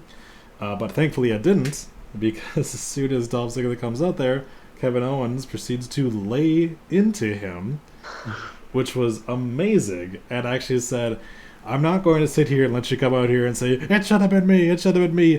Get over it. And I thought that was fucking perfect. But and the thing I particularly loved about that part of it was that legitimately the push that Dolph got was Kevin Owens' push. Yeah. The whole, it was supposed to be me at WrestleMania, you took my spot, you took my match, you got the title that I should have had, blah, blah, blah. This was what Kevin Owens would have been doing had he agreed to go to Saudi Arabia. Right. And so I thought it was really cool that he was the one sort of being like, no, fuck you, dude, to Dolph Ziggler. Right.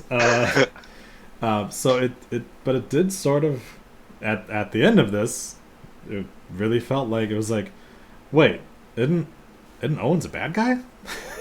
Because Like that, the crowd was loving that he was tearing into Dolph Ziggler because fuck Dolph Ziggler, and they Well, and he was mocking Shane, and Yeah. Shane was like, "Do your job, monkey," kind of thing to him, and yeah. so he definitely came across as a face here. Right. And then to kind of put a cherry on top of it, in our main event, he winds up stunning Dolph Ziggler. So Yeah, and he only does the stunner when he's a face. So yeah. So, but Ginger, what are your feelings on first the Kevin Owens show, and then the stunner at the end of the night? Obviously, I enjoyed the Kevin Owens show portion of it. Again, your point, him just screaming the same thing over and over again and tell him to get over it. Amazing. So, I wonder if they're going to have him run a feud with Shane eventually. Because they have history from the past. And they kind of just like, not pushed it off, it but would it's be just like, difficult to have history from the future. That's true. it's true. Well, you with a line like that, you might have to change your draft here from Yuka Sakazawa to that so, as the episode title. Go ahead, Ginger. Yeah, I mean it's good, but I think I see where this is going. Shane's gonna form a little stable, and that's gonna be his tag team in the stable. Potentially, I could see that, but I mean the stunner at the end of the night sort of makes it seem like maybe. Yeah, but You know, they've done it before. yeah, you know, we kind of teased this before though with Samoa Joe and Kevin Owens when they had teamed up with the Authority, and we thought, well, that's great. Let's get a fucking army of fat guys to be the Authority's guys. Plus, they already have the tag team. It's the Revival. They just forgot that they have them. Well, they haven't been on Right. either show, so Exactly, but that's who they had originally. That was sort of their tag team portion of it with Drew, and then they're like, oh well, no, I guess we're fine. Nope, we're good. well, they probably saw them pickpocketing Yeah. McIntyre's money last week, so they're like, no, you guys stay off TV. Overall, I liked it. Jason, anything else to say? Nope. All right. So that brings us to the known piece of shit Todd Supple Dick of the Week. As so obviously Raw had a lot of heavy influence with Paul Heyman, and apparently Paul Heyman has an issue with married women because he wrote 2 of them to be insufferable. So we had 2 different examples of this on Raw. One was Renee Michelle, who is Drake Maverick's wife. For whatever reason, despite the fact that she herself is a wrestler, had an issue with Drake Maverick wanting to win a wrestling championship, and proceeded to spend the entire show kind of saying it's me or the championship, and then kind of giving him side glances. They're continuing this online with her, like they're doing honeymoon pictures, and her looking pissed off in all of them. To me, like it's just kind of ridiculous at this point. Like, why is that the storyline? Why isn't it that she's fucking happy that Drake finally won something in WWE or anything like that? And then the other side of that was, hey, it's 2019, let's do a fucking cuckold storyline and have Maria Kanellis proceed to say that she would rather have Becky Lynch knock her up than her husband, and apparently I'm pregnant but it's not your child. So what the fuck was going on? Because this was some terrible fucking writing for the women. Jason, tell me if I'm wrong or not. I don't know about the Mike Kanellis one. I think we need to see how that plays out, because there is potential there for this to be something that actually launches him. I can see that. We'll see. People who are really hot about the way they used Mike Kanellis. Mike Kanellis got a featured spot on Monday Night Raw. Oh, I was happy for it. Yep. Did they make him look bad in a sense, like the character looked bad? Yes, but it was as the character. It wasn't designed. So this character now has a story, now has some depth to him, now has a reason for people to sort of either rally behind him or hate him. These were all improvements over where Mike Kanellis was before. Mm-hmm. So I have no issues with that, really. What was the other one we were talking about? Renee Michelle. Renee Michelle, that's right. Again, another person who we haven't seen since the first Mae Young Classic, who now is on regular TV, and I think she's doing a great job with her character work. I totally bought what she was doing. I thought she played it great. I think she played it exactly. Yes, she is a wrestler, but she's also like a woman, and her fucking wedding got ruined, and now her honeymoon's being hijacked, and I don't care if you're a wrestler, you do that to a woman, they're not going to be fucking happy. So I have no problem with that. I thought it was kind of cool. Okay. I don't know. I just think that I had a bigger problem with the Mike Kanellis, Maria Kanellis, Seth Rollins, Becky Lynch promo, because that was fucking god awful. yeah. And before they ever went anywhere near the storyline, Maria called Mike her bitch, and I thought that probably highlighted more of what we needed to see. And for those wondering, if you're not aware, Maria is really pregnant. That was worked into the story, but it is legit. Yeah, so it is twice now that Maria has signed a contract with WWE and then been like, oh, by the way, I'm pregnant. So because yet again, so they signed extensions, and then she turned around just and said, as that body started bouncing back too.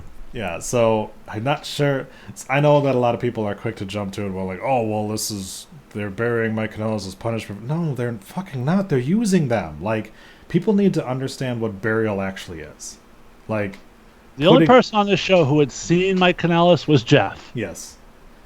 Yeah, and he wound up being a focal point of 205 Live this week too. You know, he had an entire segment devoted to him as well. So, yeah, people need to reevaluate like what an actual burial is. Like, the Major Brothers right now, they're not being fucking used. Like, they lost in their first match as champions, stuff like that. Like, that's more of a burial than fucking Mike Kanellis being put into a program with the two top fucking stars in Raw right now. Like, yeah, okay, like he's okay, I guess like he's a cuck or stuff like that. But yeah, if something happens to it, if he like breaks out, if he becomes a face because of it, like sometimes you gotta humiliate people. Like, everyone seems to forget Daniel Bryan got beaten 18 seconds, and that was the reason fans started to latch on to him, you know? And what he did after that. Like, sometimes you need to destroy your characters in order to rebuild them as something new. So, anything else to say about that, Ginger? Or? I know who the baby's daddy is. Is it Kurt Angle? Oh, that would have been better. But no, Mr. Sexual Chocolate, Mark Henry. There you go. But I don't think he has an issue with. I mean, Maria had to leave. Like, she can't do that. So that's not really. That's kind of putting Mike on his own without her, and maybe we get more out of him. Which is, it's not a bad thing, but if back to both of your points, if they're using him, that's all that fucking matters. Yeah. This is a guy who hasn't had a match on main roster TV, Raw or SmackDown, in forever. He did get somewhat of a push over at 205 Live, but again, with that show sort of disintegrating into nothingness, they're starting to work some of these guys into the main show, and that's what we saw here. So we'll see what comes next week, but at least right now, I was happy to see Mike Kanellis on TV. It's what we've been wanting to see. Right. So we go from that tag team match to apparently tag teams actually starting to matter over on SmackDown, because they got a huge focal point this week. It wound up being... Did they though?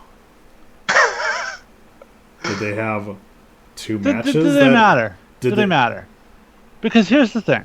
I know I'm stepping on your dick on the intro, and I apologize for that, but I don't want to forget this before I mention it. Mm-hmm. So what we're about to talk about was that we had a match between the New Day and what was it? Daniel Bryan and it was Big E versus and Daniel Bryan. Yep. And then later on we had a match between Kevin Owens and Dolph Ziggler versus Heavy Machinery to see who would be the third team in the triple threat at the pay-per-view. Mm-hmm. Problem I have here is Sami Zayn and Kevin Owens just fucking beat the New Day on a pay-per-view. Yeah. So why in the fuck is Heavy Machinery fighting Kevin Owens and Dolph fucking Ziggler for a chance to get into a match the New Day are already in, despite the fact that they lost to Kevin Owens and another fucking partner. Well, you see, they... So when you say we're making tag teams matter, until they have some degree of fucking continuity to their stories for tag teams, I don't know that that's the case. Well, you know, they never did hire that continuity manager, so... Isn't that Eric Bischoff now? Maybe, I don't know. John on the side says that he's ready for Dolph to go to stand-up for a bit. He's terrible at that too, so hopefully you don't have to watch it. And he says that that Maria stuff was really cringy. And again, I think we all agree on that. That wasn't great. It wasn't a brass ring grabbing moment for either one of them. Alright, so to me at least, I was just happy to see that they actually were devoting some time to the tag teams. I agree with you, though. We have not seen a sustained run, and hopefully we will. Hopefully Bischoff cares a little bit more about it. It seems as if, you know, that maybe Raw does too, possibly, with our next topic, but we'll get to that in a little bit there. But again, like, we didn't have the revival again this week. And, like, we can't even consistently make tag teams matter on both shows for 1 week in a row. So I guess until we see that as more, you know, or at least like a sustained run with them, it's going to continue to be the same thing. So, anything, Ginger? I'm good. I've said my piece. All right, so speaking of tag teams, we wound up having the return of the Club as AJ Styles turned heel and joined back up with the Good Brothers. Word, of course, was that the Good Brothers did sign a new contract, which WWE is handing out 5-year contracts for everybody, so Club are in it for the long run. AJ also obviously most recently signed a contract that he claims is probably his last contract that he signed. So if we get a nice sustained run of the Club, I'll be very interested to see. As long as they don't immediately have them go up against the New Day, you know, I think that they could potentially build to that. But yeah, so obviously AJ Styles and Ricochet were in a match, and then Styles and the Club wound up beating the ever-loving piss out of him. So, Jason, are you happy that that heel AJ is back and the Club is back together? Overjoyed is probably a better word. Bingo. This is something I've been dying to see happen for a long time, almost since the breaking them up in the first place was nonsensical when they did it because they were really hot at that point. Mm-hmm. The whole beat up John Cena thing was great for them, but Gallows and Anderson had absolutely floundered when they were separated from AJ. Even when they sort of danced around with Finn a little bit, it didn't have the same rub. They just go and mesh so much better with AJ, and particularly as a heel faction. And AJ has become surprisingly excellent at his heel work and sort of vanilla as a face. So I think this is going to be fantastic for the tag team. I think it's going to be fantastic for AJ. And I think the biggest benefit is going to be for us as fans because a program with Ricochet and a heel AJ could be fantastic. I hate you, Jason. You literally say every fucking thing that I am about to say. So it makes me feel fucking stupid. Oh, you should feel fucking genius. Because you're agreeing with the smartest guy in the room. So. All right, that's true. So Ginger, who do you see as the backup to Ricochet? Who do you see that evens the odds?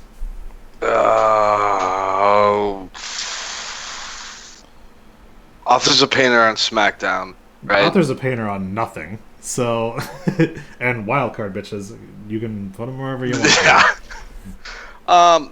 Yeah, maybe Authors of Pain, give them something to do. Get them on camera. Might be interesting to see that, but I'm not sure if maybe that's why we saw the Street Profits. Maybe that they become the backup for him. Jesus Christ, I don't understand that, but yeah, possibly. All right. So, anything else to say about that before we move on? Can I ask what exactly you are doing over there, Jason? What's that? What are you doing on your tablet over there? Emails. Okay. Boom! Headshot. So let's talk about... have I missed a beat on this fucking show? No, I just was curious what was more important than the show. Totally engaged in listening. I'm just looking at emails while I'm listening. Okay, alright. I mean, dick pics send your way. Alright. You can email your dick pics to rundownwrestling@gmail.com. So let's Who's talk. done it yet, though? Smathers Oh, did. Smathers did, right? Smathers Yeah. sent a dick. A joke one, but we want actual hog there, buddy. Um, By we, you mean you. that's right. So John on the side, what is continuity? That is a good question. And I have never seen Dolph do stand up. I just know when he is doing that, he isn't wrestling. That is a good point. That is a good point. Maybe we need to find a way to get him back inside of Amy Schumer. So His promos are funnier than his wrestling content. his comic content. So his terrible fucking bronzer this week was a bit funnier than his stand-up comedy. All right, so let's talk about at the end of the Cody Rhodes time limit draw.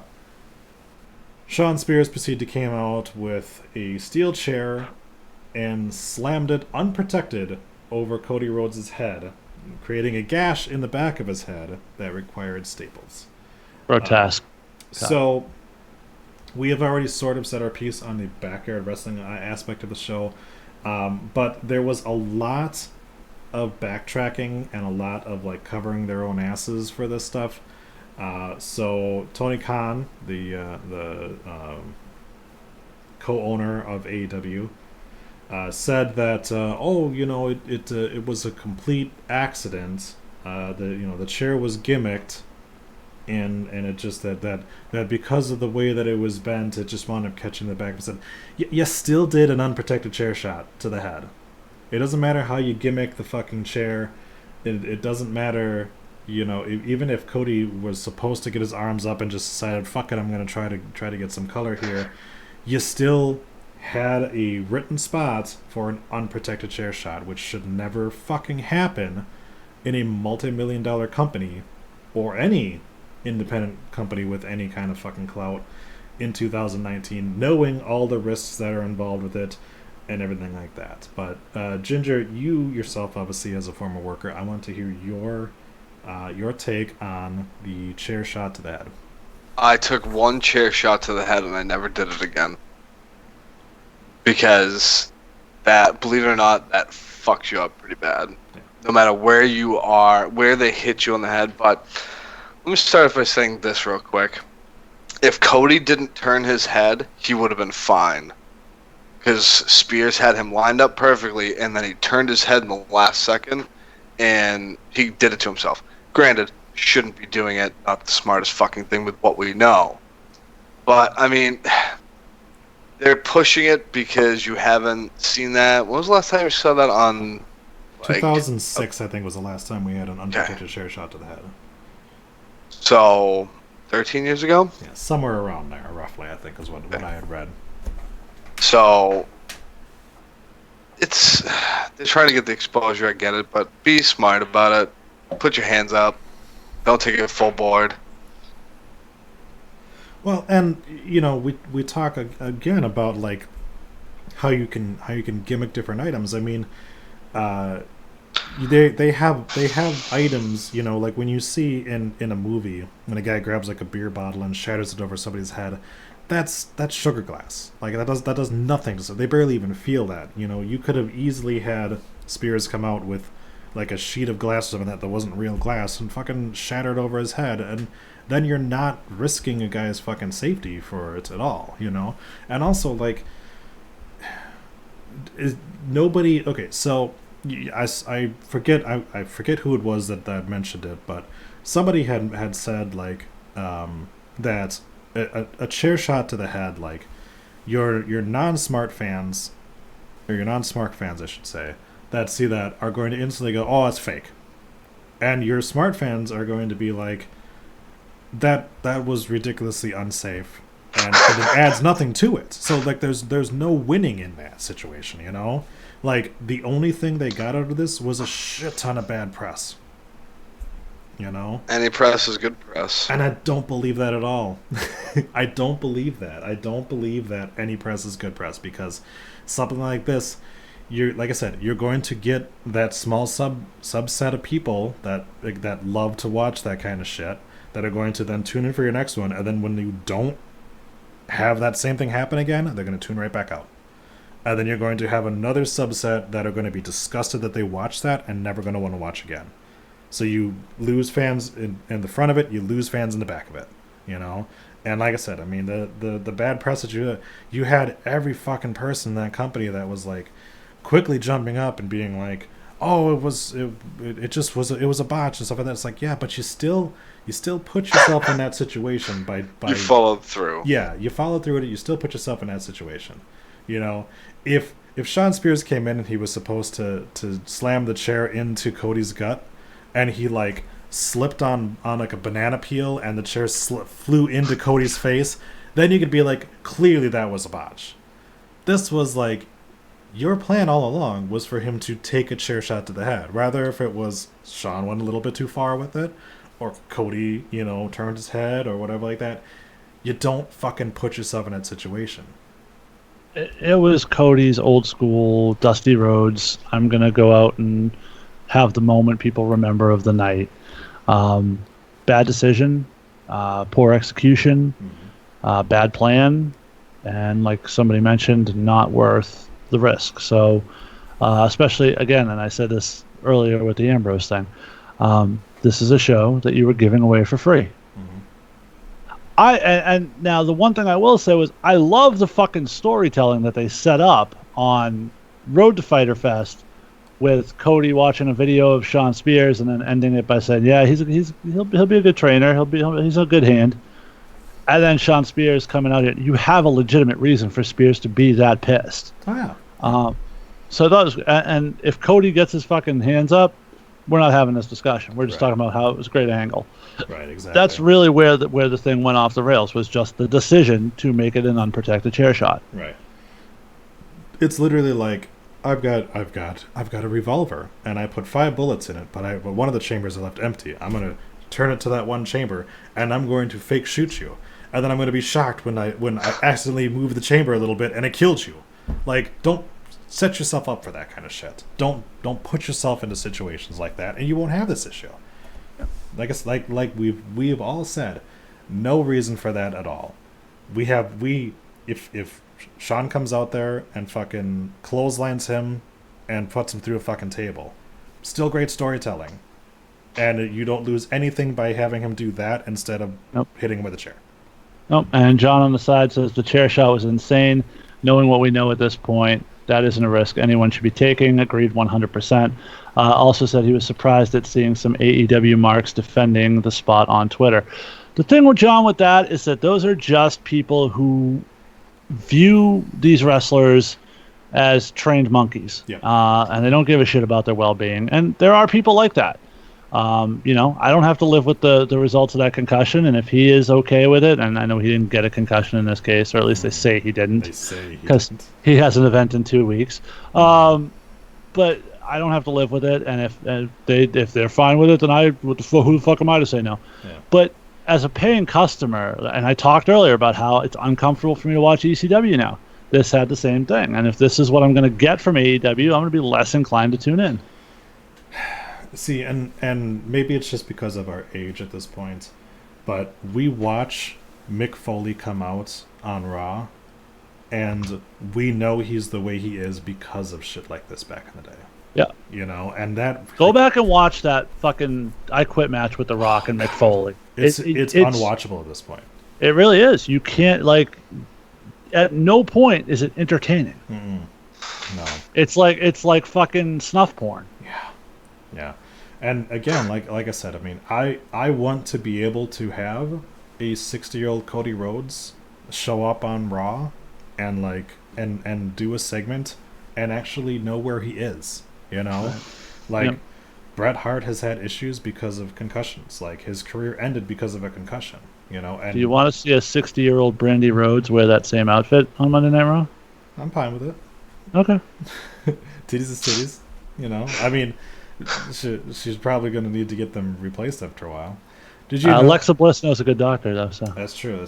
And that's another one, too. Like, right now, you know, Alexa Bliss has talked about she had 2 fucking concussions. She was walking around in the back puking after just walking out to the ring and doing a promo and coming back in. Like, that's fucking scary. I've listened to too many podcasts, I've read too many wrestlers' books and stuff like that to know the shit that shit fucks them up real bad, you know? And like I Speaking- said, I don't want to see Cody be retired in 2 years because he's doing shit like this. Speaking of podcasts, we talked about him earlier, but if you haven't, go check out Lillian Garcia's Chasing Glory podcast with Kevin Owens this week. Fantastic listen. It's a great interview with Kevin Owens. He gets really in depth on shit. Yeah, he also was kind of calling some people out on Twitter who were taking something he had said kind of in a dumb way. He had made a comment of I'm not a stupid 20-year-old anymore, and some people thought that he meant that like all 20-year-olds are stupid. And he kind of clapped back. He's just like, just because I was stupid doesn't mean that all of them are stupid, but you are stupid. And speaking of Twitter, our long national nightmare is over as Seth Rollins has apologized to Will Ospreay. Yes, and Will Ospreay has accepted. Yeah, as long as he gets to get taken to Nando's. Because Ospreay is an English gentleman, and he Yes. would not hold a grudge.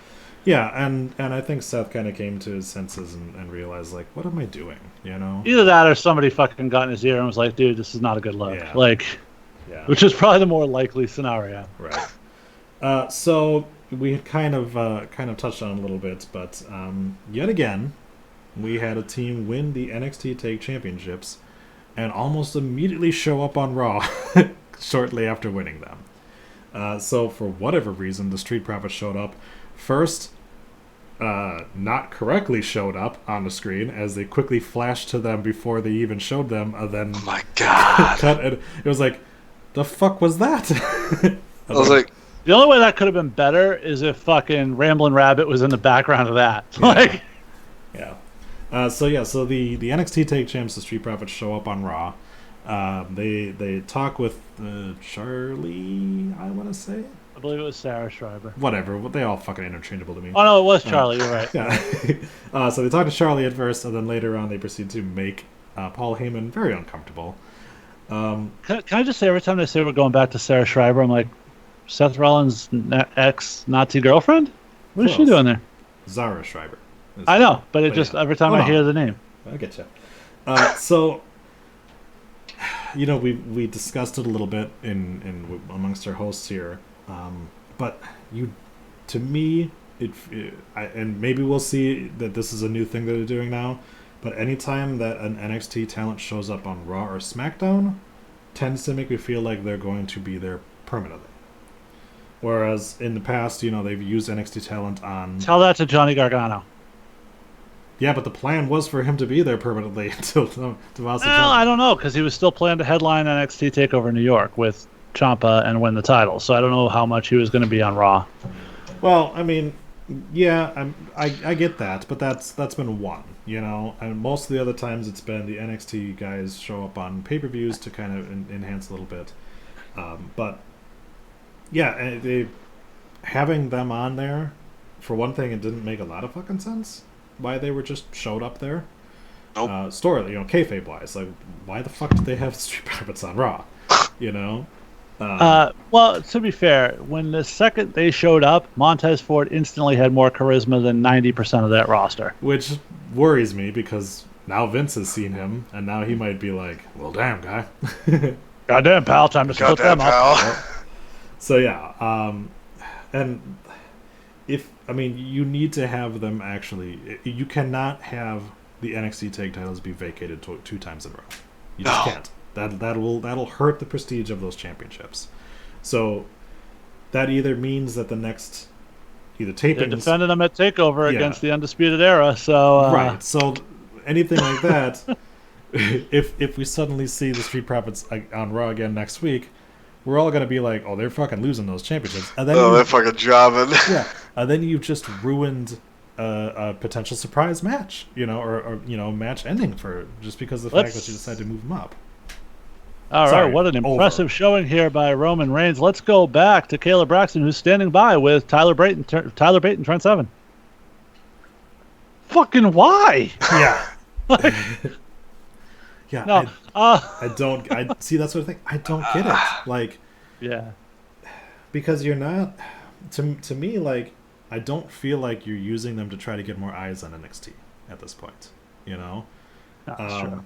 So clearly you're using them to eventually move them over to Raw or SmackDown. And, like, at this point, like, you you're not using the talent you've already stolen from there. Like, All you need to know about how good of an idea this is the fact that the War Raiders were on Raw this week, and I had no fucking clue they were heels yeah, right?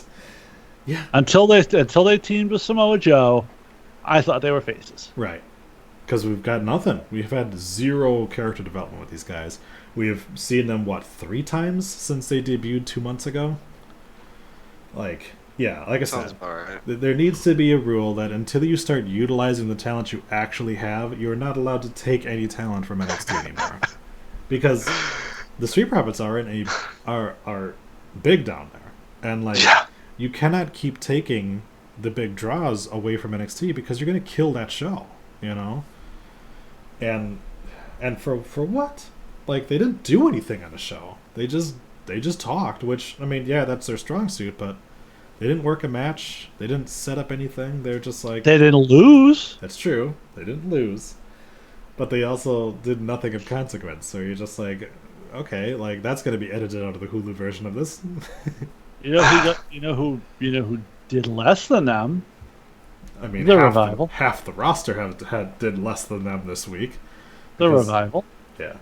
the tag team champions on Raw. Yeah. I think they were the only legitimate tag team that wasn't on the show. Right, and see, that's my issue. Okay, you use the Street Profits. Why didn't that segment go to the Revival? You're not using the talent that you already have.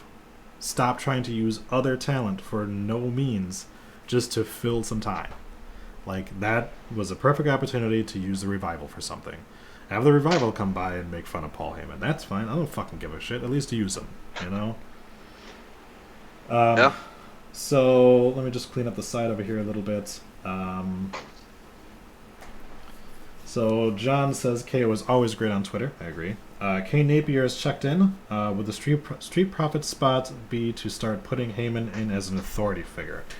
I know that they have sort of said right now the plan wasn't to use them on TV, that Heyman was just going to continue to be the advocate, but yeah, potentially. I mean, they announced it on their website that these guys are executive directors. So Well, they also given- announced that Bischoff would be on SmackDown. So what they announced on their website is not necessarily what they do. Right, they announced that they were executive directors. They did not say that either one was going to show up on Raw or SmackDown. So Not they can- true. They advertised that Bischoff would be appearing on Oh, SmackDown okay. this week. Well, there you go. So maybe that's them to set up. And then John says Heyman reportedly doesn't like authority figures being a main part of stories. So maybe that's why he doesn't. But he still showed up and didn't do much else. So who knows? So I'm gonna have to drop kick this over to Jason for the next topic because I've sort of stopped watching. So go ahead, Jason. That take would it be away. your host of Dishonorable Discharge here on the Rundown Network. Ring of Honor did their Best in the World pay-per-view this past weekend, and it was main evented by Jeff Cobb challenging Matt Taven for the Ring of Honor Heavyweight Championship. Now, during the 2-week run of Dishonorable Discharge, Troy was familiar with Jeff Cobb. We talked about him on the pay-per-view. 3 weeks? Sorry, correction. We talked about him on one of their pay-per-views in his match with Adam Page and how great he was. And they basically took a year of Jeff Cobb being undefeated, built like a monster, then sent him out there against Matt Taven and had him do the job clean in 10 minutes. So what the fuck was the last year for? And I've said on the show, I'm not opposed to the notion of a guy doing a job, but a 10-minute essentially pseudo squash seems like a poor waste of a guy like Jeff Cobb. Right.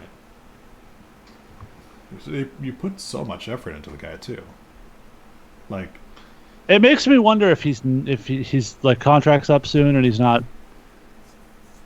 if he's like not gonna re-sign or something. yeah, maybe. Yeah, We already know they've lost Juice Robinson. He's not coming back. like that's a loss. That's addition Well, by subtraction, dude. I use loss in quotations, I guess, but They- that is a draw for them. That was a draw for them. Juice has a following, so they're really getting down there. What do you know? A terribly run company continues to make terrible decisions, like not putting the titles on the brawlers. Just saying. They are fighting for the tag titles at the next pay-per-view, though. All right, we'll see. Just saying.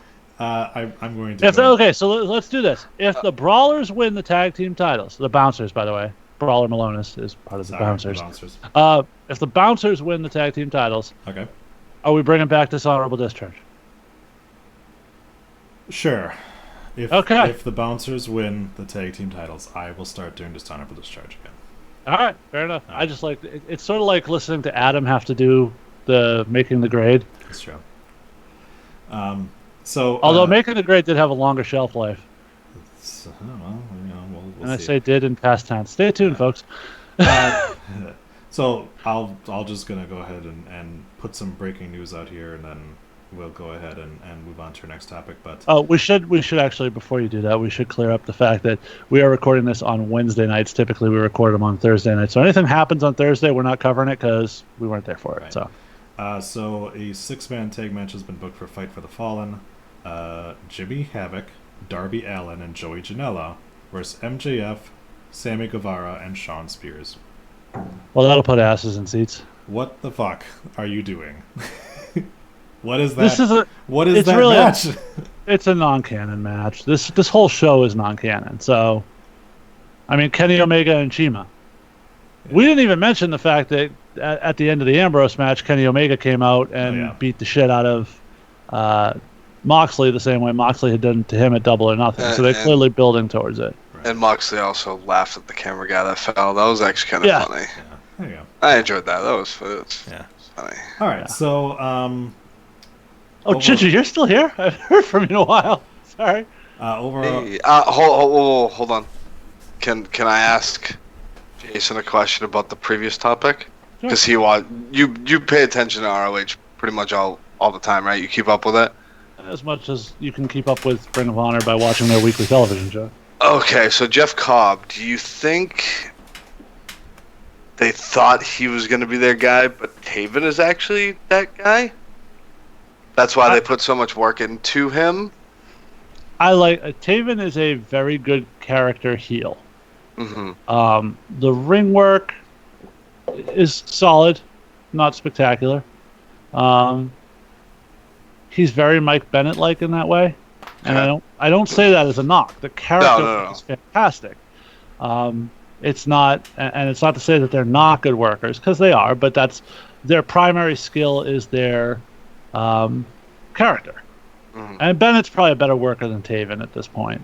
But Taven's a good worker, just not, he's not going to go out and he's not Jonathan Gresham, I guess is probably the best way to say it. He's not Will Ospreay, he's not Seth Rollins. But he can go out and put on a good match. Jeff Cobb can be their next Samoa Joe. He's that type of character. And Samoa Joe, for those of you who remember, in Ring of Honor was fantastic. So I think it's a missed opportunity. I would have probably put the belt on Jeff Cobb and run with it, but I don't know the contractual status too, and that could play into it. Okay. No, I was just curious. Speaking of Joey Samoa, him and Kofi Kingston wound up giving us one of the better segments this week over on SmackDown. The best segment of the week. All right, fair enough. They gave us the best segment of the week, which included a little, yet again, we're definitely moving away from our PG era. Included Kofi Kingston flipping off Joe during the promo.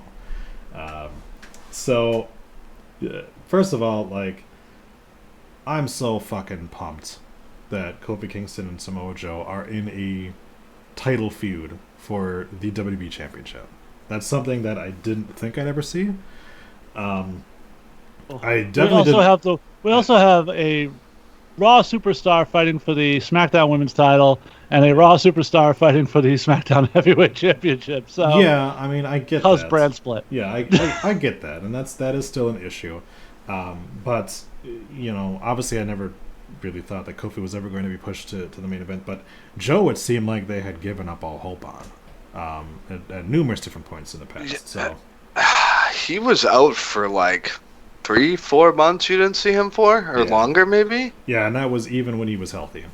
Oof, rough. But hey, they're giving him a spot now. Yeah, exactly. So rather, it's yet to be seen if they do actually put the championship on Joe, but I think that he would be obviously a very good person to beat Kofi, because Joe definitely gets a lot of heat on him, and not go away heat. It's purely like he's a very loved heel, but he's also very good at turning that crowd against him in an instant. And you were able to, if you have him beat Kofi, that puts so much fucking heat on the dude. Jesus. And it might actually propel him past Shane McMahon at this point. So, we're all dying for. That's right. Jason, you're saying this is the best segment of the week. Go ahead and give your thoughts on Kofi and Joe. I just love the overtones of this. So basically, I thought Kofi came across great here. Not good, but great. This was the first time I think we've really saw Kofi Kingston as a legitimate promo champion. As a guy that got in there with one of the best promos in the business and stood there toe-to-toe with them.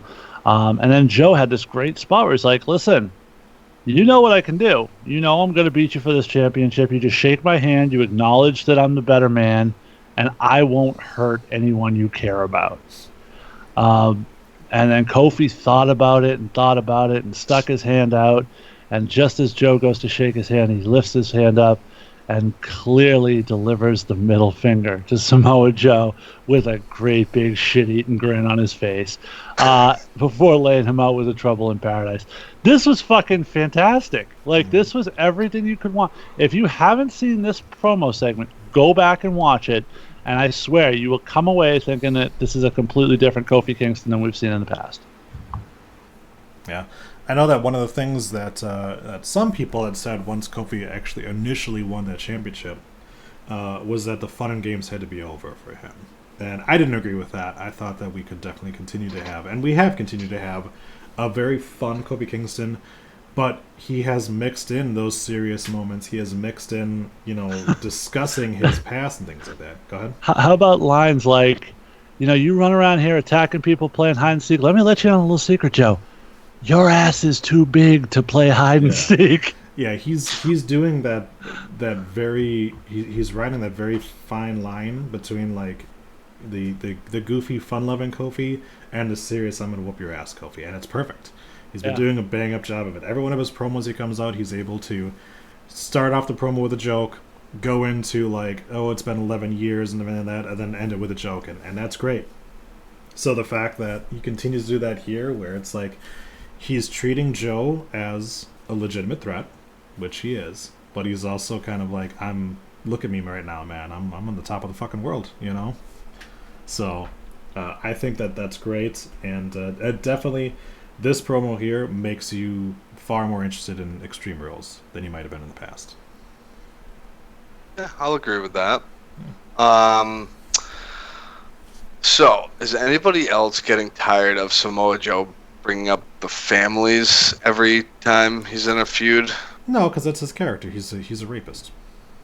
Oh, okay. Jesus. Tell me that's not his character.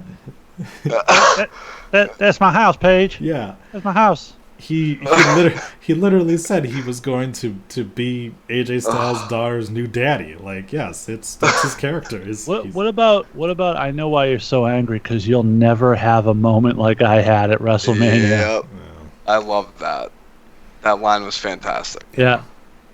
And you knew Joe made the perfect facial expression towards it.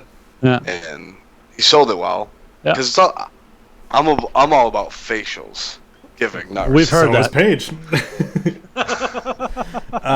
Yeah, that's one of those things where it can be very difficult to take shots at someone like that without burying them. So this one here, it didn't feel at all like either one of these guys were saying anything that hurt their characters or anything like that. It was. They both felt stronger coming out of it. Yes, which exactly. Great. Yeah, and that's something that you don't always get. Okay, so do you think they let them freeball a little bit, or do you think the scripts were completely written? No, I don't know that Joe's ever completely scripted. It's so hard to tell. It's so hard to tell at this point. And sucks. And does it matter? Because You know, Kind of. well, it doesn't matter to us on the outside. Does it matter if everything that was said here was already written down, or does it matter that the guys were able to add a little bit to? Even if everything is scripted, they still do have a say in that scripting process. You know, they do talk to the writers about the thing. So, but yeah, I could see these two guys are so good on the mic. I could see them giving a little bit of leeway. If you throw a little something in there, that's fine. You know. Yeah. Okay. I mean, because if it's fully scripted, then it kind of puts you towards where this new era that everybody seems to be talking about, it gives you the future look to see what we're going to be getting out of it. That's all. All right, well, let's go ahead and use that as a jumping off point for our main event. Because our main event is, was there a noticeable difference in the shows this week? This was the first week where Paul Heyman and Eric Bischoff were the executive directors, and we had by all intents and purposes, by all accounts, they're going to be eased into the role, so they weren't like full bore this week. Yeah, and which kind of brings me to my feelings on it. There were some big moments that I said that feels different, but the rest of the stuff outside of that felt largely the same. And I think that, that the whole, like, we're going to slowly bring him in thing, I think that's what that feeling was to me. It was, most of it, yes, was kind of largely the same, but there was these big kind of moments interspersed throughout the event that felt like a change of pace on things. So for me, yes, there was a noticeable difference, but until the entire show kind of feels refreshed, it's going to just kind of be what it is. But we had far less Baron Corbin this week, so Apollo Crews, Andrade, Ali, Viking Raiders, Mike Kanellis, Maria Kanellis, Street Profits. I think there was a renewed effort to start rebuilding new characters and make new characters, which has fingerprints of both of these guys all over it. I do think there was a lot of shifting to something. Andrade, another one, by the way, who they put over like $1 million this week. I think there was definitely a shifting of a lot of storylines, except the ones that were built for the pay-per-view already. I don't get what the Nikki Cross Alexa Bliss thing was supposed to accomplish this week, because you build up on Raw like, oh, Nikki, you beat Bayley, you should get the title shot, and then you have Nikki immediately go out and job to Bayley, and sort of takes all the steam off of that storyline. Although, by the way, if Nikki Cross is going to take over a moment of bliss, shouldn't it be the cross-examination? There's not a better name. Yeah, there's a lot of different names you could use, but that wasn't really a crosstalk. The crosshairs, cunt hairs. But yeah, no, there were definitely. I think Braun and Lashley had Paul Heyman's fingerprints all over it to me. I would like my fingerprints all over Bayley and Nikki myself, but that's just me. But yeah, no, I definitely felt things, and from reading people who know Paul, I felt things particularly. Too, watching that match. Go ahead, sorry. You were showing porn last week. I have to get you back a little bit. Go ahead. In reading the people who know Paul well, they seem to, like Taz, etc., Tommy Dreamer, they seem to indicate that they saw Paul's fingerprints all over the show. I didn't notice it as much. I definitely noticed it somewhat. I think less so on SmackDown, but there were still elements of Bischoff influence I could see. So we'll see how it plays out. But I feel like we're trending in a better direction now after this week. I think that we might see maybe more and more changes going on. I think after Extreme Rules is when you're really going to be able to start seeing those changes, because a lot of things have already been kind of set up for it. Yeah. But go ahead, Jinder. So let me ask you guys something, like I always fucking do. Little too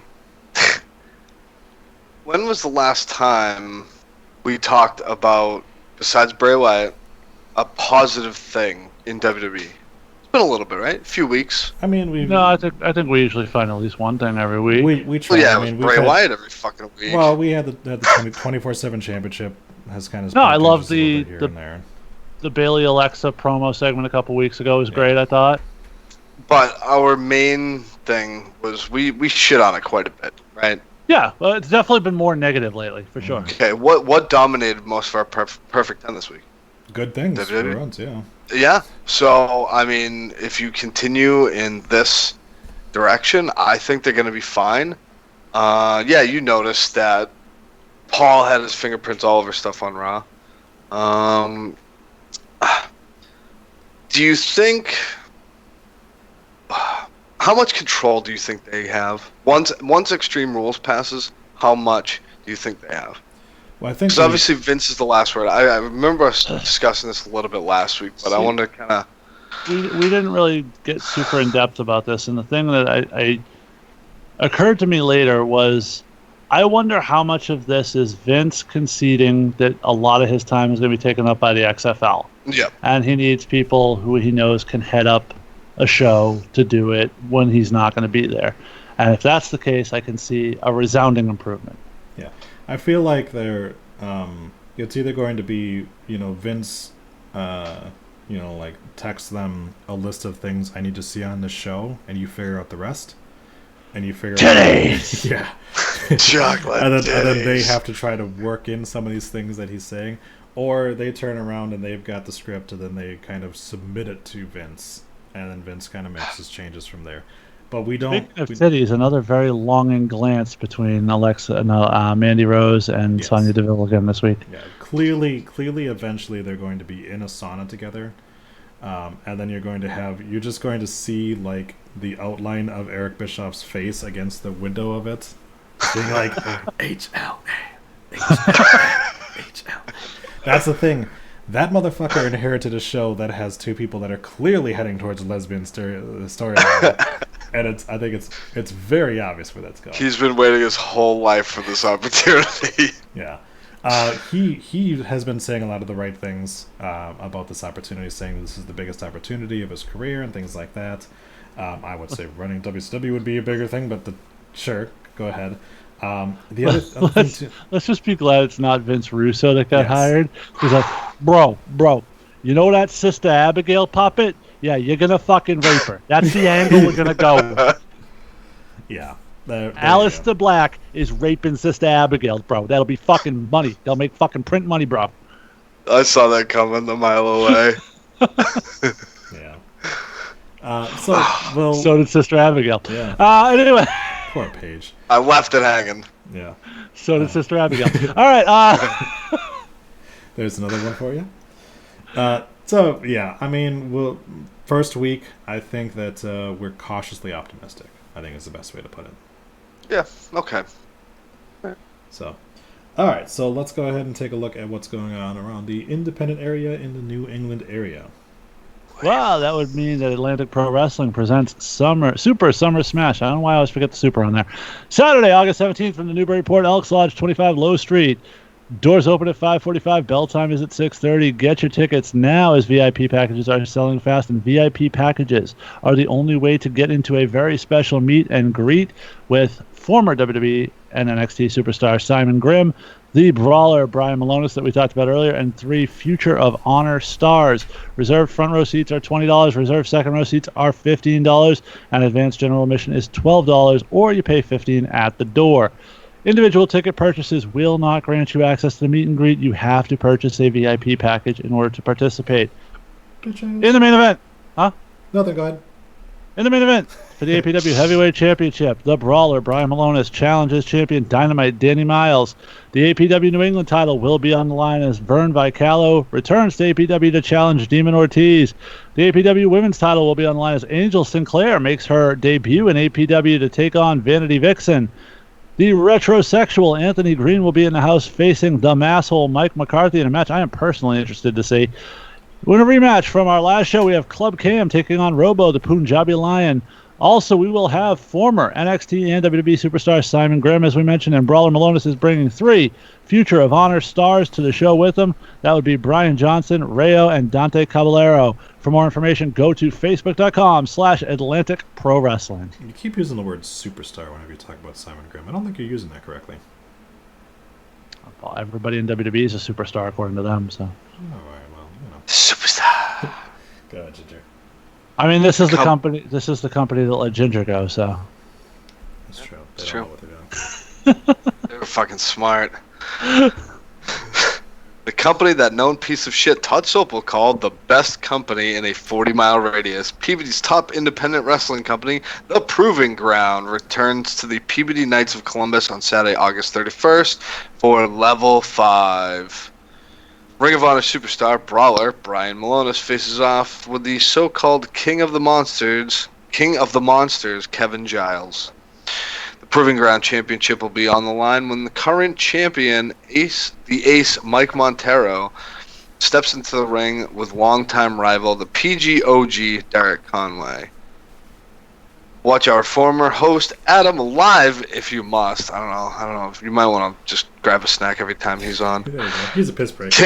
King Leon the Sixth and Corinne Mink will get married live in the ring. Gee, wonder what's gonna happen.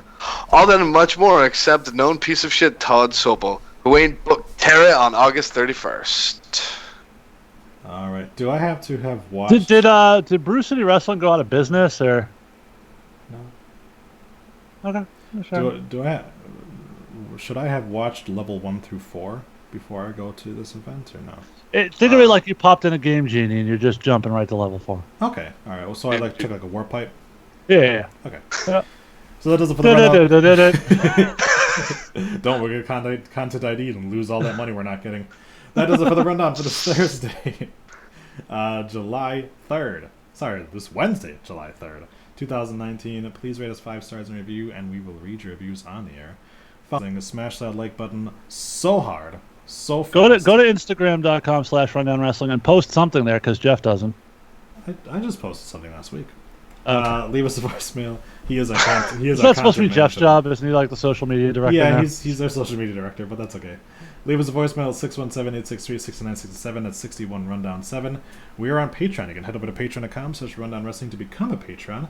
And we are going to be trying a new thing with our patrons. We are going to be doing a Patreon game night very soon. I have got it all set up that we are going to play Drawful 2. I've just played that game and I still don't understand how it works, except I got lots of there. Yeah, so we're going to be playing Drawful 2 from the Jackbox games. Definitely going to want to get in on that. And then, of course, if you once we do announce that and once we have it going, you can still come and be in the audience, even if you're not a patron. But go ahead and sign up for Patreon right now. If we got any ladies who like to draw, that's good. Because I put the D in raw. That's right. So go to patreon.com/Rundown Wrestling, become a patron today before that event happens, and you'll go ahead and join us for some game fun. You can check out our website, rundownwrestling.com, for information on all of our other great shows, such as the Nitromania Podcast, Hurry Up and Cruiserweight, Making the Grade, NXT Revisited, Twat Magic, and WrestleMania Salvation. Is Making the Grade still on? For now. So a little programming note, obviously, that we're going to be dropping this on the website on Thursday. You will also get NXT Revisited on the same night. Then Friday we will have Twat Magic. We'll be back to our normally scheduled programs next week, obviously because we're not having the holiday anymore. You can listen to our friends Brawler Brian Malonis and Mike Crockett on the Wrestling Podcast About Nothing but New Podcast every Monday. Go to facebook.com/TheWPN or TheWPN.com. You can check out our friend Justin Michaels on his show Yesel and Waltz. Go to YeselandWaltz.com or watch it on your Roku through the RNTV app or the 24/7 Retro app. I really think that that's a missed opportunity by WWE for not having their title defended on the 24/7 Retro app.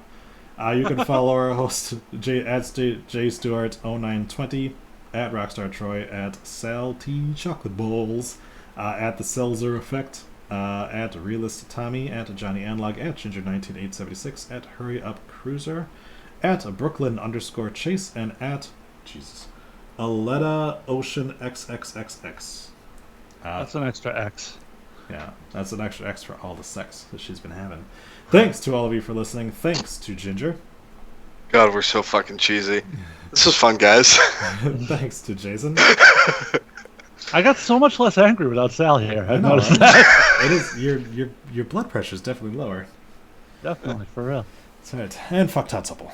Next week, we will have the results of our hottest male tournament and the Announcement. first.